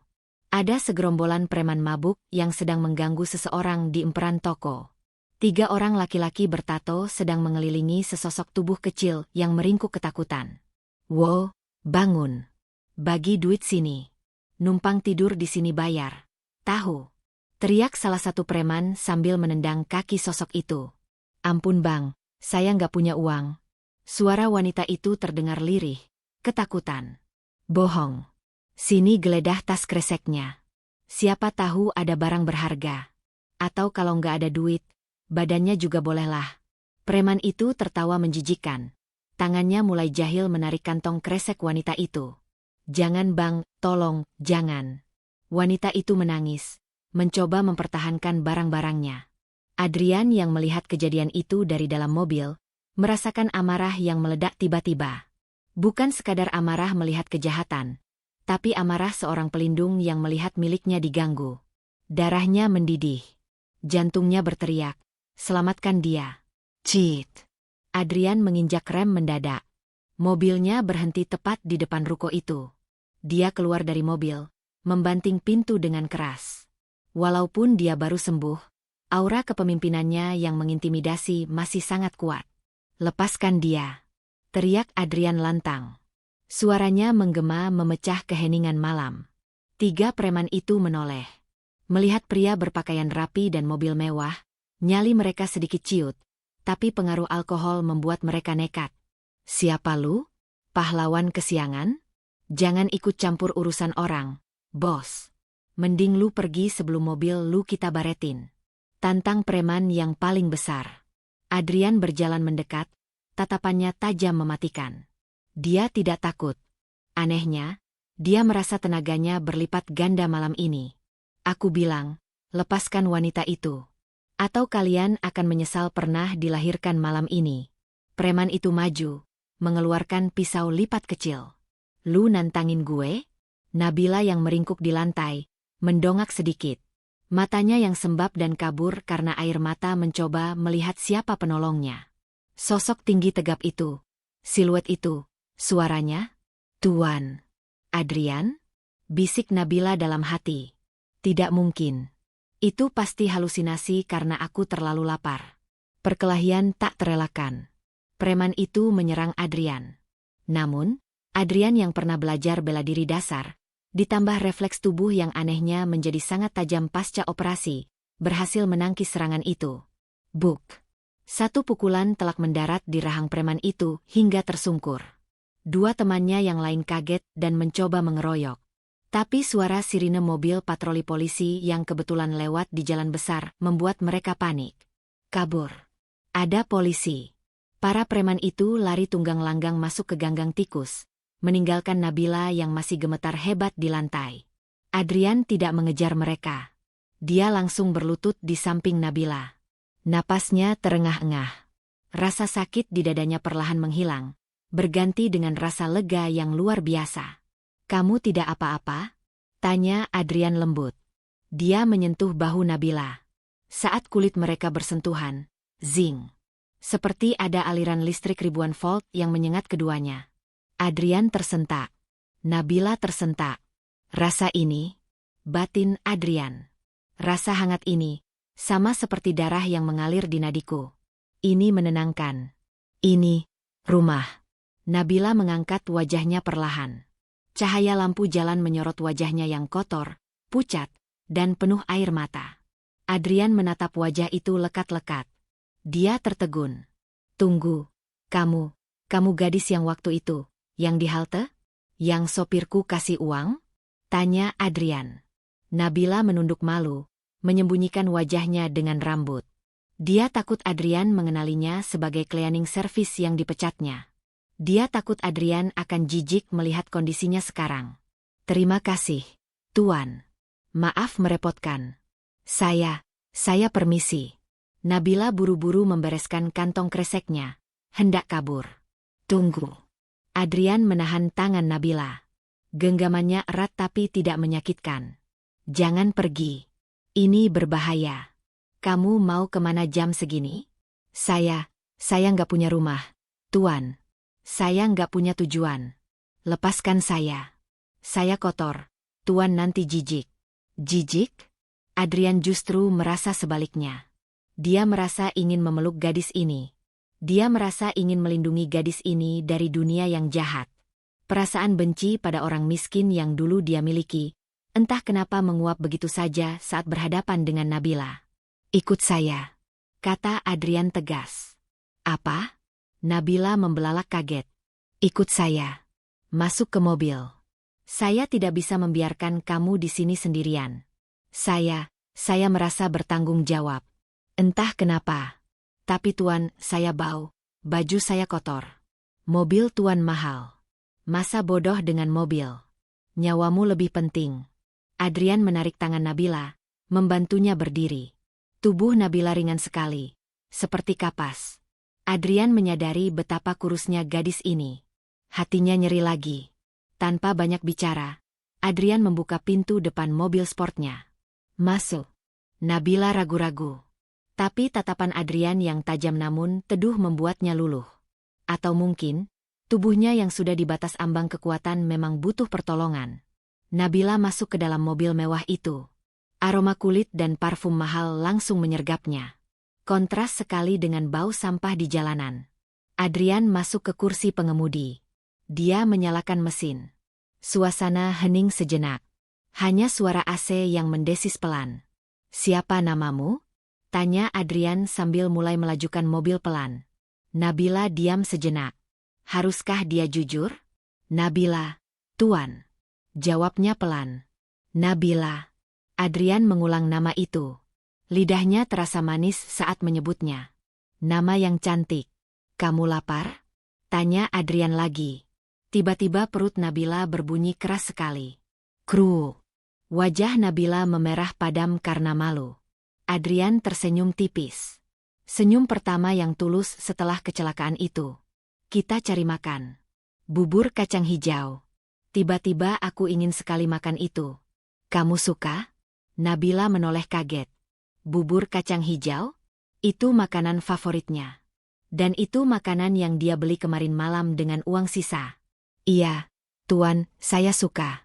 Malam itu, di sebuah warung tenda pinggir jalan yang masih buka, sebuah pemandangan aneh terjadi. Sebuah mobil sport seharga miliaran parkir di depan warung tenda sederhana. Seorang pria tampan berjas mahal duduk satu meja dengan gadis gembel yang kotor. Mereka makan bubur kacang hijau dalam diam. Adrian makan dengan lahap, seolah itu makanan ternak di dunia. Padahal biasanya dia hanya makan di restoran bintang 5. Dia melihat Nabila makan dengan cepat karena kelaparan. Hati Adrian teriris. Pelan-pelan, nanti tersedak, kata Adrian lembut, menyodorkan gelas air mineral. Nabila menatap Adrian. Mata mereka bertemu. Di mata Adrian, Nabila tidak melihat kesombongan yang dulu.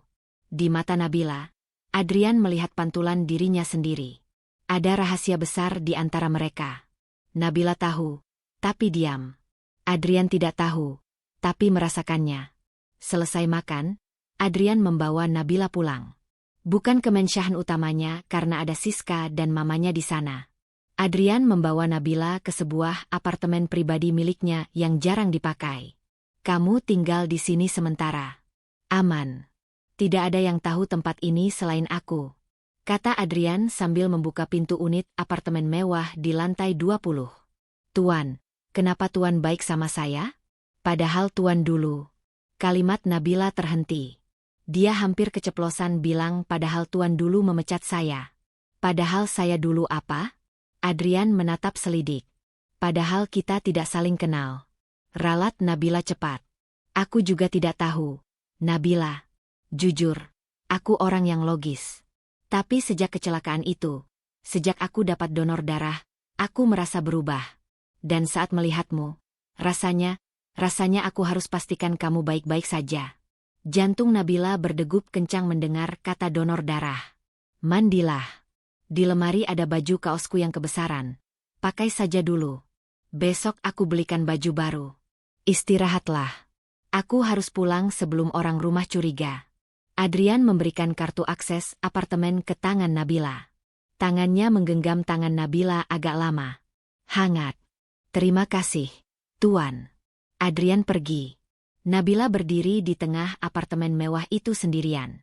Dia berjalan ke kamar mandi, menyalakan shower air hangat. Saat air membasuh tubuhnya yang penuh daki dan luka, Nabila menangis lagi. Kali ini tangis haru. Darahku, bisik Nabila sambil memegang dadanya. Darahku yang ada di tubuhnya, telah membawanya kembali padaku. Allah Maha Besar.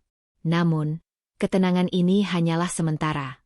Siska yang curiga karena Adrian pergi tengah malam, mulai menyewa detektif swasta. Dan detektif itu berhasil memotret mobil Adrian yang masuk ke gedung apartemen itu bersama seorang wanita. Foto itu sampai di tangan Siska keesokan paginya. Kurang ajar. Siapa pelacur kecil ini? Beraninya dia merebut Adrian dariku. Siska meremas foto itu hingga hancur. Matanya berkilat penuh dendam. Tunggu saja pembalasanku. Badai yang lebih besar sedang menuju ke arah Nabila. Rahasia donor darah itu perlahan mulai tercium baunya. Apa yang akan dilakukan Siska ketika dia tahu bahwa pelacur itu adalah Nabila, si pemilik darah emas? Pagi itu, sinar matahari Jakarta yang biasanya terasa menyengat, kini terasa hangat dan lembut menembus tirai jendela apartemen lantai 20 di kawasan Sudirman. Aku mengerjap-ngerjapkan mata, menatap langit-langit kamar yang tinggi dan berhiaskan lampu gantung kristal. Kasur ini begitu empuk, seolah memeluk tubuhku yang ringkih. Selimut tebal beraroma lavender membungkusku. Sejenak, aku mengira aku sudah mati dan berada di surga. Tapi rasa nyeri di bekas suntikan di lenganku menyadarkanku. Aku masih hidup. Aku masih Nabila, si gadis miskin yang kemarin hampir diperkosa preman dan ditolong oleh bos yang memecatnya. Aku bangun dan duduk di tepi ranjang. Aku masih mengenakan kaos oblong abu-abu milik Tuan Adrian yang kebesaran. Aroma parfum maskulinnya masih menempel di kain itu. Aroma yang anehnya membuat jantungku berdetak lebih tenang. Aku berjalan keluar kamar dengan langkah ragu. Apartemen ini sangat luas, hening, dan mewah. Lantainya terbuat dari kayu parket yang hangat. Di ruang tengah, ada sofa kulit hitam yang menghadap ke jendela kaca raksasa. Dari sini, aku bisa melihat gedung-gedung tinggi Jakarta berbaris rapi seperti kotak mainan. Ya Allah, indahnya. Gumamku takjub. Biasanya aku melihat gedung-gedung ini dari bawah, sambil menengadah dengan leher pegal. Sekarang, aku sejajar dengan mereka. Di atas meja makan, ada secari kertas dan nampan berisi makanan yang ditutup tudung saji. Aku mendekat. Tulisan tangan di kertas itu tegak dan tegas. Nabila, saya harus ke kantor sebentar, ada rapat mendadak. Makanlah.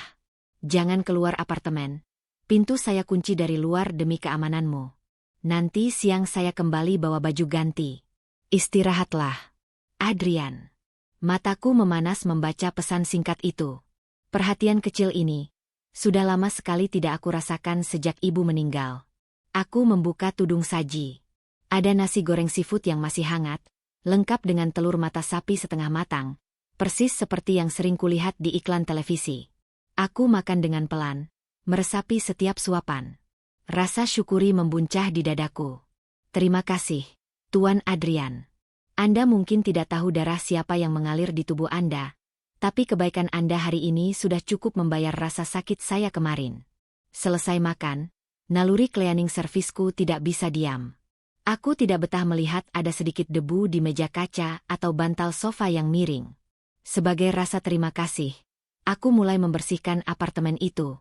Aku menyapu, mengelap debu, merapikan majalah, dan mencuci piring bekas makanku sampai berkilau. Aku ingin Tuan Adrian pulang nanti dan melihat rumahnya rapi. Hanya itu yang bisa kuberikan. Waktu menunjukkan pukul 10 pagi. Saat aku sedang mengelap vas bunga di dekat pintu masuk, tiba-tiba terdengar bunyi bip-bip-bip dari kunci pintu digital. Jantungku berlonjak senang. Tuan Adrian sudah pulang? Cepat sekali. Aku segera merapikan rambutku yang kusut, menarik ujung kaosku agar terlihat sopan, dan berdiri menyambut di dekat pintu dengan senyum mengembang. Pintu terbuka. Selamat datang, Tu. Kalimatku terputus di tenggorokan. Senyumku lenyap seketika, digantikan oleh rasa horor yang menjalar dari ujung kaki ke ujung kepala. Yang berdiri di ambang pintu bukanlah Adrian, melainkan seorang wanita dengan gaun merah menyala, kacamata hitam besar, dan sepatu hak tinggi yang runcing. Di belakangnya, berdiri seorang pria berbadan besar yang memegang kartu akses master, mungkin petugas pengelola gedung yang sudah disogok. Siska. Wanita itu membuka kacamata hitamnya perlahan. Matanya menyapu seisi ruangan, lalu berhenti tepat di wajahku. Tatapannya dingin, tajam, dan penuh kebencian. Jadi benar dugaanku, desis Siska. Suaranya seperti ular berbisa. Ternyata tikus got ini yang disembunyikan Adrian di istananya. Mbak Siska. Aku mundur selangkah, tubuhku gemetar. Siska melangkah masuk dengan angkuh. Bunyi hak sepatunya menggema tak-tak-tak di lantai kayu, seperti suara lonceng kematian. Dia memberi isyarat pada petugas gedung itu untuk pergi. Tunggu di luar. Jangan biarkan siapapun masuk. Pintu tertutup. Kini hanya ada aku dan Siska di dalam sangkar emas ini. Siska berjalan mengelilingiku. Dia menatapku dari atas ke bawah dengan tatapan jijik yang tidak ditutup-tutupi. Lihat dirimu. Pakai baju Adrian? Siska tertawa sinis, tawa yang menusuk telinga. Kamu pikir kamu siapa? Hah? Cinderella? Kamu pikir karena Adrian memungutmu dari jalanan, kamu bisa jadi nyonya di sini? Saya cuma ditolong. Mbak, Tuan Adrian kasihan sama saya karena saya hampir dicelakai preman. Jawabku membela diri, suaraku bergetar. Kasihan? Siska mendengus. Adrian itu tidak punya rasa kasihan pada orang miskin. Dia pasti cuma sedang bingung pasca kecelakaan. Dan kamu memanfaatkan kebingungannya untuk menggoda dia, kan? Dasar wanita murahan. Plaak. Sebuah tamparan keras mendarat di pipi kiriku. Panas. Perih. Kepalaku tersentak ke samping. Rasa asin darah terasa di sudut bibirku. Itu untuk kelancanganmu memakai baju tunanganku. Bentak Siska. Aku memegangi pipiku yang berdenyut. Air mata mulai menggenang. Mbak, demi Allah saya tidak ada niat apa-apa. Saya sadar diri siapa saya. Sadar diri? Siska maju lagi, mencengkeram rahangku dengan kuku-kukunya yang panjang dan tajam. Kalau kamu sadar diri, kamu tidak akan menerima uang 500.000 dariku. Lalu sekarang mencoba mendekati Adrian lagi. Kamu serakah, Nabila. Kamu sudah jual darahmu. Sekarang kamu mau jual tubuhmu juga? Kata-kata itu menyakitkan sekali. Jauh lebih sakit dari tamparannya. Saya tidak pernah minta ditolong Tuan Adrian. Ini kebetulan, Mbak. Kebetulan itu cuma buat orang bodoh. Di dunia ini tidak ada kebetulan.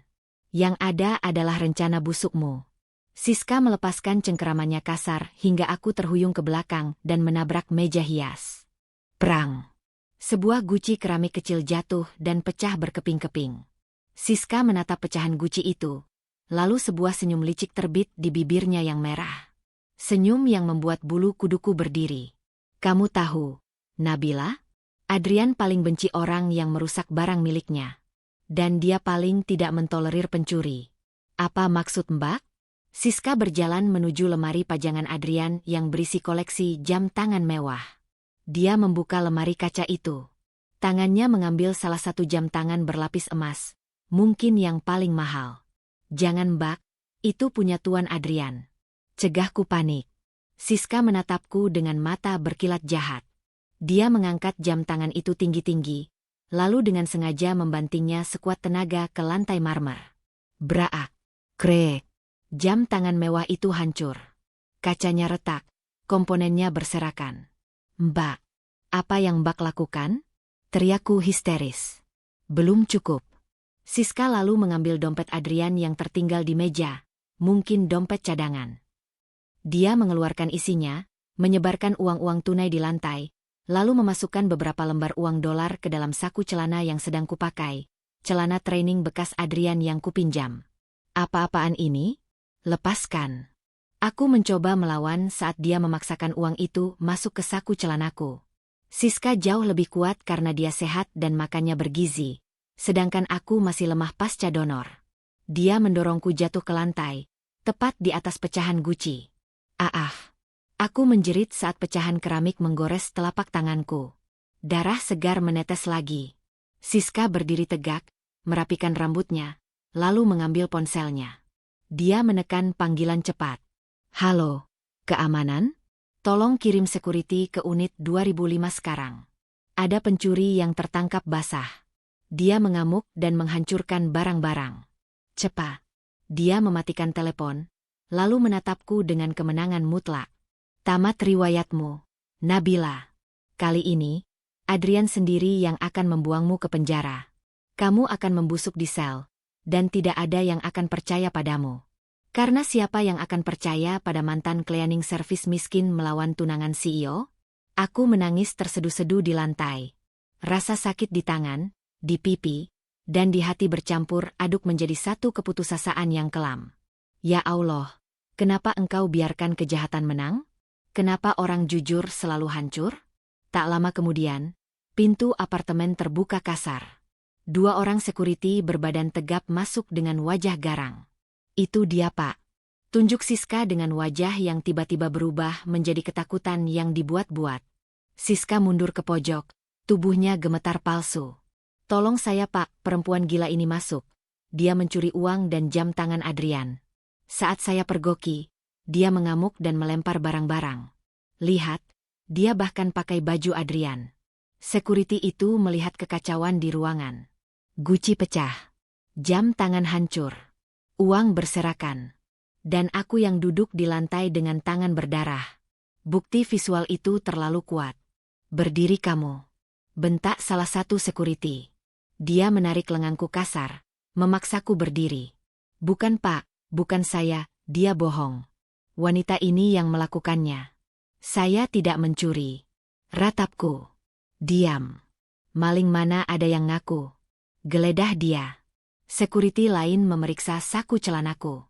Dan tentu saja, dia menemukan lembaran uang dolar yang tadi dimasukkan paksa oleh Siska. Wah, maling kelas kakap ternyata. Bawa dia ke pos komando. Kita panggil polisi. Tanganku dipelintir ke belakang. Borgol besi yang dingin mencengkeram pergelangan tanganku yang kurus. Sakit sekali. Aku diseret keluar dari apartemen mewah itu seperti binatang. Saat melewati Siska, dia membisikkan sesuatu di telingaku. Sangat pelan tapi jelas. Darahmu mungkin menyelamatkan nyawanya, tapi cintaku yang akan menguasai hartanya. Selamat tinggal, pahlawan kesiangan. Aku digiring menuju lift. Air mataku tidak berhenti mengalir. Habis sudah. Masa depanku, harga diriku, semuanya habis. Aku akan dipenjara atas kejahatan yang tidak kulakukan. Sementara itu, di kantor pusat Adrian Winata Group, Adrian sedang memimpin rapat direksi. Tapi pikirannya tidak ada di ruang rapat. Dia terus melihat jam tangannya. Dia ingin cepat pulang. Dia ingin memastikan Nabila sudah makan. Dia ingin melihat senyum gadis itu lagi. Ada rasa rindu yang aneh yang membuatnya tidak sabar. Oke, rapat kita tunda. Saya ada urusan mendesak. Adrian menutup laptopnya tiba-tiba, membuat para direktur bingung. Dia berjalan cepat keluar ruangan, menuju lift khusus eksekutif. Pak Adrian. Panggil sekretarisnya. Ada telepon dari pengelola apartemen Bapak. Katanya urgent. Adrian mengerutkan kening. Sambungkan ke ponsel saya. Dia mengangkat telepon sambil berjalan menuju mobilnya. Halo? Ada apa? Suara manajer gedung di seberang sana terdengar panik. Maaf Pak Adrian mengganggu. Kami baru saja mengamankan seorang wanita muda dari unit Bapak. Dia tertangkap tangan mencuri dan merusak properti Bapak. Bu Siska yang memergokinya. Langkah Adrian terhenti mendadak. Jantungnya seolah berhenti berdetak. Apa? Siapa? Wanita itu mengaku namanya Nabila. Pak, kami menemukan uang dolar dan jam tangan Bapak yang sudah hancur di dekatnya. Sekarang kami sedang menunggu polisi. Dunia Adrian runtuh. Nabila? Mencuri? Tidak mungkin. Hati kecilnya berteriak. Gadis yang menolak uang 50.000 dari Siska itu tidak mungkin mencuri. Gadis yang matanya begitu tulus itu tidak mungkin penjahat. Tapi logika Adrian berperang. Kau baru mengenalnya sehari. Adrian. Kau memungutnya dari jalanan. Orang yang lapar bisa melakukan apa saja. Jangan panggil polisi dulu. Tahan dia di lobi. Saya ke sana sekarang. Teriak Adrian. Dia memacu mobilnya membelah jalanan Jakarta. Perasaannya campur aduk. Marah, kecewa, tapi juga khawatir. Sesampainya di lobi apartemen, Adrian melihat pemandangan yang menyayat hati. Nabila duduk di lantai dengan tangan terborgol. Rambutnya berantakan, wajahnya basah oleh air mata, pipinya merah lebam bekas tamparan. Dia dikelilingi oleh security yang menatapnya sinis. Sementara Siska duduk di sofa lobi sambil menangis terseduh-seduh, dipijat oleh seorang staf wanita. Sayang. Siska langsung berlari memeluk Adrian begitu melihatnya datang. Untung kamu datang. Aku takut banget, perempuan itu gila. Dia mau nyerang aku pakai pecahan kaca. Lihat jam tangan kesayanganmu hancur semua. Adrian melepaskan pelukan Siska perlahan. Dia berjalan mendekati Nabila. Nabila mendongak. Saat melihat Adrian, tangisnya pecah semakin keras. Tuan, tolong saya tidak melakukannya. Tuan. Demi Allah. Adrian menatap mata Nabila dalam-dalam. Mencari kebohongan di sana. Tapi yang dia temukan hanya rasa sakit dan keputusasaan yang begitu dalam. Rasa sakit itu, anehnya, Adrian juga merasakannya di dadanya sendiri. Nyeri yang menjalar. Kenapa darahku berdesir sakit saat melihat dia menangis? Batin Adrian. Pak, ini barang buktinya. Security menyerahkan kantong plastik berisi uang dolar dan bangkai jam tangan. Adrian melihat barang bukti itu, lalu melihat Siska. Lalu melihat Nabila. Otaknya yang cerdas mulai menyusun puzzle. Ada yang janggal. Nabila tidak punya akses untuk membuka lemari jam tangannya yang terkunci password. Hanya dia dan Siska yang tahu passwordnya. Lepaskan borgolnya. Perintah Adrian datar. Tapi Pak, dia berbahaya. Saya bilang lepaskan. Bentak Adrian menggelegar di lobi itu. Security buru-buru membuka borgol Nabila. Nabila langsung memegang pergelangan tangannya yang lecet dan memerah. Adrian berlutut di depan Nabila, mensejajarkan tingginya. Dia mengabaikan tatapan kaget semua orang, termasuk Siska yang melongo. Adrian menyentuh pipi Nabila yang lebam. Siapa yang menamparmu? Tanya Adrian lembut tapi mematikan. Nabila gemetar, matanya melirik takut-takut ke arah Siska. Adrian mengikuti arah pandang Nabila. Dia menatap Siska. Tatapan Adrian berubah menjadi dingin. Sangat dingin seperti es. Siska, apa kamu yang memukulnya? Siska tergagap. Aku cuma membela diri. Adrian. Dia mau nyerang aku duluan. Dia maling. Wajar kan kalau aku... Cetok. Potong Adrian. Adrian berdiri, lalu mengulurkan tangannya pada Nabila. Ayo bangun. Nabila ragu-ragu menyambut tangan itu. Tuan percaya sama saya? Adrian menarik Nabila berdiri, lalu merangkul bahunya erat. Sangat erat di depan semua orang. Aku tidak tahu apa yang sebenarnya terjadi. Tapi hatiku, dan darah di tubuhku, bilang kalau kamu tidak bersalah. Dan instingku tidak pernah salah. Siska menjerit histeris. Adrian, kamu gila? Dia itu pencuri. Dia orang miskin. Kamu lebih percaya gembel ini daripada tunanganmu sendiri? Adrian menatap Siska tajam. Justru karena dia miskin. Siska, kalau dia mau mencuri, dia akan ambil uang yang ada di dompet, bukan menghancurkan jam tangan lalu menunggu ditangkap. Maling butuh uang, bukan drama. Dan satu lagi. Adrian mendekati wajah Siska. Kenapa kamu tahu password apartemenku? Aku baru menggantinya kemarin dan belum memberitahumu. Wajah Siska pucat pasi. Skakmat. Kebohongannya mulai retak. Adrian berbalik pada security. Cek CCTV koridor. Saya mau tahu jam berapa Siska datang dan apa yang dia bawa. Kalau terbukti ada rekayasa, saya akan pecat kalian semua yang bersekongkol. Adrian membawa Nabila pergi dari lobi itu, meninggalkan Siska yang terpaku dengan wajah penuh kemarahan dan ketakutan. Namun, drama ini belum berakhir. Siska tidak akan menyerah semudah itu. Dia masih memegang kartu as. Dia tahu rahasia terbesar yang belum diketahui Adrian. Identitas pendonor darah itu. Kalau aku tidak bisa memilikimu, Adrian, maka tidak ada yang bisa. Termasuk gadis darah emas itu. Gumam Siska pelan sambil merogoh ponselnya. Menghubungi seseorang dari masa lalu yang kelam. Seorang pembunuh bayaran. Mobil sport Adrian melaju membelah kemacetan Jakarta sore itu. Di dalam kabin yang hening, hanya terdengar deru napas kami berdua. Aku duduk di kursi penumpang sambil memeluk lutut, masih syok dengan kejadian di apartemen tadi. Tanganku yang lecet sudah diperban asal oleh Adrian dengan kotak P3K di mobilnya. Maafkan aku, Nabila. Suara Adrian memecah keheningan.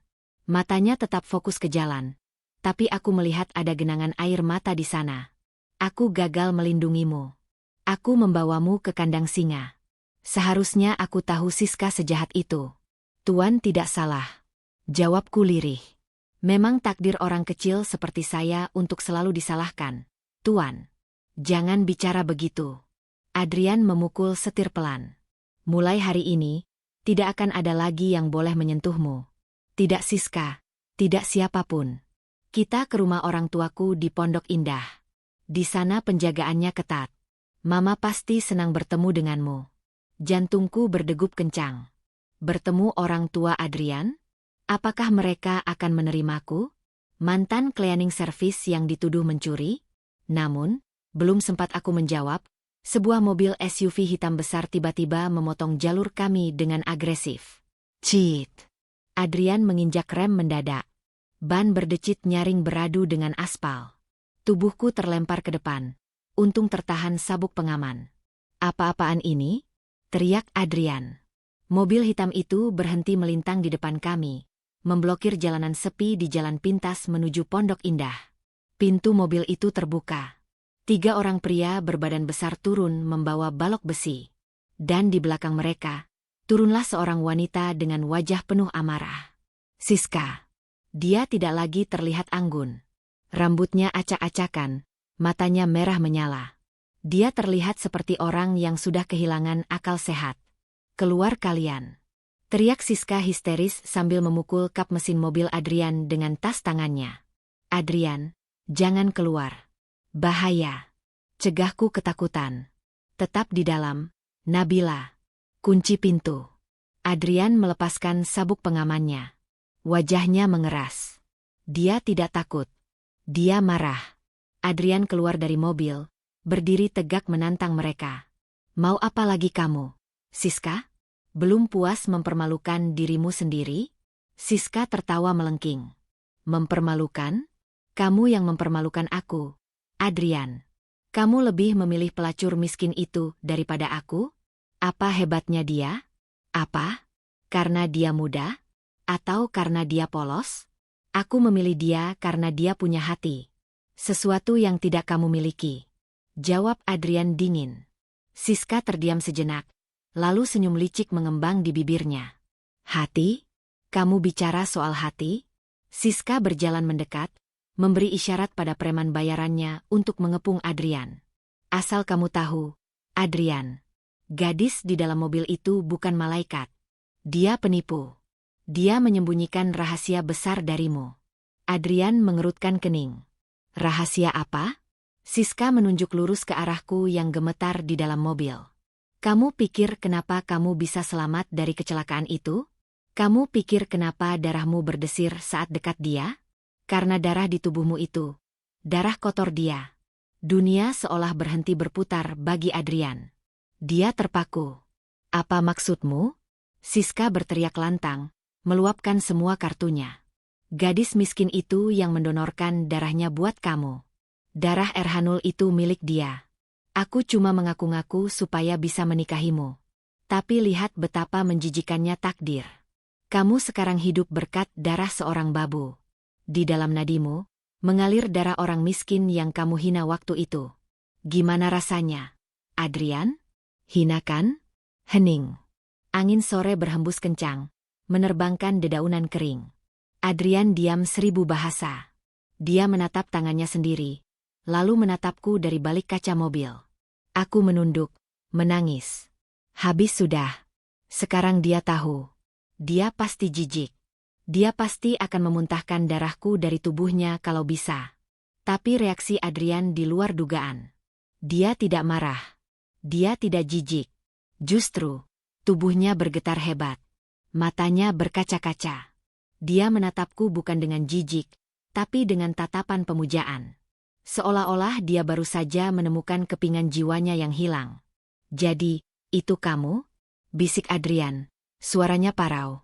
Selama ini, kamu yang menyelamatkan nyawaku? Gadis yang kuusir, gadis yang kuhina, justru memberiku kehidupan kedua? Siska yang melihat reaksi Adrian tidak sesuai harapan, semakin kalap. Kenapa kamu malah terharu? Harusnya kamu benci dia. Bunuh dia, Adrian. Atau biar aku yang bunuh dia. Siska merebut balok besi dari salah satu preman, lalu berlari kencang menuju mobil tempatku berada. Dia hendak memecahkan kaca jendela dan menyerangku. Mati kamu, Nabila. Nabila, teriak Adrian. Dengan kecepatan kilat, Adrian berlari menghalangi Siska. Dia memeluk kap mobil, menjadikan punggungnya sebagai tameng untuk melindungi kaca tempatku duduk. Bug! Balok besi itu menghantam punggung Adrian dengan keras. Aaf! Adrian mengerang kesakitan, tapi dia tidak minggir. Dia tetap memeluk kaca mobil, menatapku dari luar. Jangan takut, mulutnya bergerak tanpa suara. Siska semakin gila. Dia memukul lagi. Bug! Bug! Tuan Adrian! Teriakku histeris dari dalam. Aku membuka kunci pintu, hendak keluar. Aku tidak rela dia dipukuli demi aku. Jangan keluar. Teriak Adrian menahan pintu mobilku dengan tubuhnya. Di saat kritis itu, tiba-tiba terdengar suara sirine polisi yang meraung-raung dari segala arah. Wiu wiu wiu. 3 mobil patroli mengepung tempat itu. Rupanya, asisten Adrian yang cerdas sudah melacak GPS mobil bosnya dan memanggil bantuan saat melihat pergerakan mencurigakan. Angkat tangan. Polisi. Jangan bergerak. Para preman itu langsung menjatuhkan senjatanya dan tiarap. Siska terpaku. Balok besi jatuh dari tangannya. Dia menatap sekeliling dengan tatapan kosong. Hancur sudah. Rencananya, ambisinya, masa depannya. 2 poluan meringkus Siska. Saat diborgol, Siska masih sempat berteriak-teriak gila. Ini tidak adil. Aku yang harusnya jadi istri CEO. Darah itu harusnya milikku. Adrian. Adrian. Siska diseret masuk ke mobil polisi. Karma telah datang menjemputnya, bukan dengan manis, tapi dengan jeruji besi yang dingin. Setelah suasana aman, aku segera melompat keluar dari mobil. Aku berlari ke arah Adrian yang terduduk lemas di aspal sambil memegangi punggungnya. Tuan. Tuan tidak apa-apa? Tanyaku panik. Air mataku tumpah membasahi wajahnya. Adrian mendongak. Wajahnya pucat menahan sakit, tapi dia tersenyum. Senyum paling tulus yang pernah kulihat. Dia meraih tanganku, lalu membawanya ke dadanya. Tepat di atas jantungnya. Nabila, rasakan ini. Katanya lemah. Aku merasakan detak jantungnya. Duk, duk, duk. Kuat dan teratur. Jantung ini berdetak karena kamu. Darah ini, darahmu. Maafkan aku, Nabila. Maafkan kebodohanku selama ini. Aku buta. Aku mencari kehidupan ke ujung dunia. Padahal kehidupan itu ada di tangan gadis yang kusakiti. Tuan, jangan bicara dulu. Kita ke rumah sakit ya. Tidak. Adrian menggeleng. Dia berlutut di hadapanku, di tengah jalan aspal, disaksikan para polisi yang berjaga.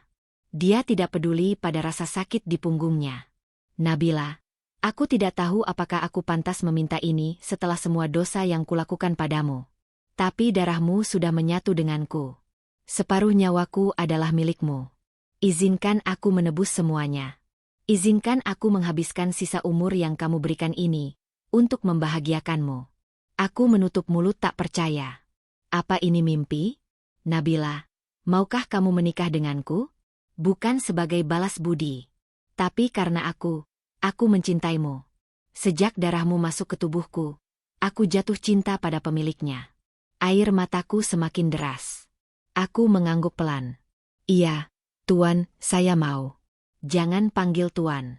Panggil Mas Adrian. Adrian berdiri, lalu memelukku erat. Sangat erat. Di bawah langit senja Jakarta yang menjadi saksi, 2 manusia dari dunia yang berbeda akhirnya menyatu. Tidak ada lagi si kaya dan si miskin.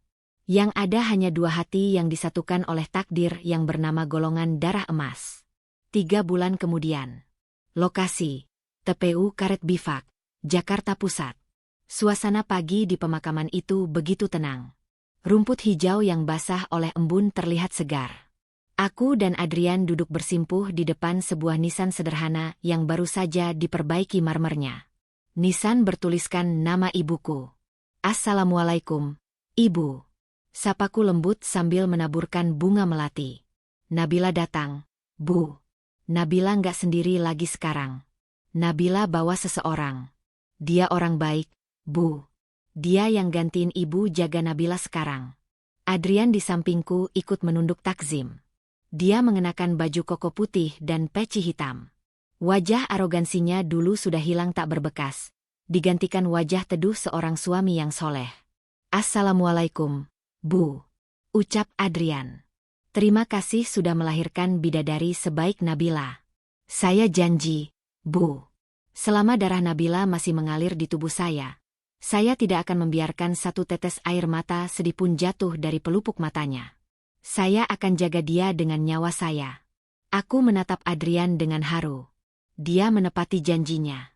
Setelah kami menikah sederhana bulan lalu, Adrian berubah total. Dia menjadi pemimpin yang lebih bijaksana di kantor. Dia sering mengadakan bakti sosial, menyantuni anak yatim, dan dia sangat menghormati para cleaning service di kantornya. Dia bilang, siapa tahu di antara mereka ada malaikat yang sedang menyamar, seperti istriku. Kami bangkit berdiri. Adrian merangkul bahuku mesra. Pulang yuk, sayang. Mama sudah masak opor ayam kesukaanmu di rumah. Ajak Adrian. Ayo, Mas. Kami berjalan beriringan keluar dari pemakaman, menuju mobil keluarga yang menunggu. Bukan mobil sport mewah lagi, tapi mobil yang nyaman untuk keluarga. Aku menoleh ke belakang sekali lagi, menatap nisan ibu. Aku yakin ibu sedang tersenyum di sana. Hidup memang penuh misteri. Siapa sangka, musibah diusir dari kantor justru membawaku pada jodohku. Siapa sangka, setetes darah yang kuanggap tak berharga, justru menjadi mahar termahal dalam hidupku. Allah Maha Adil. Dia tidak pernah tidur. Dia memutar roda nasib dengan cara yang tak terduga. Bagi kalian yang sedang berada di titik terendah, bersabarlah. Jangan pernah berhenti berbuat baik, meski dunia jahat padamu. Karena suatu hari nanti, kebaikan itu akan kembali padamu dalam bentuk yang jauh lebih indah. Saya Nabila, si gadis cleaning service yang kini menjadi ratu di hati CEO, pamit undur diri. Wassalamualaikum warahmatullahi wabarakatuh. Terima kasih sudah menonton kisah setetes darah cinta, The Golden Blood.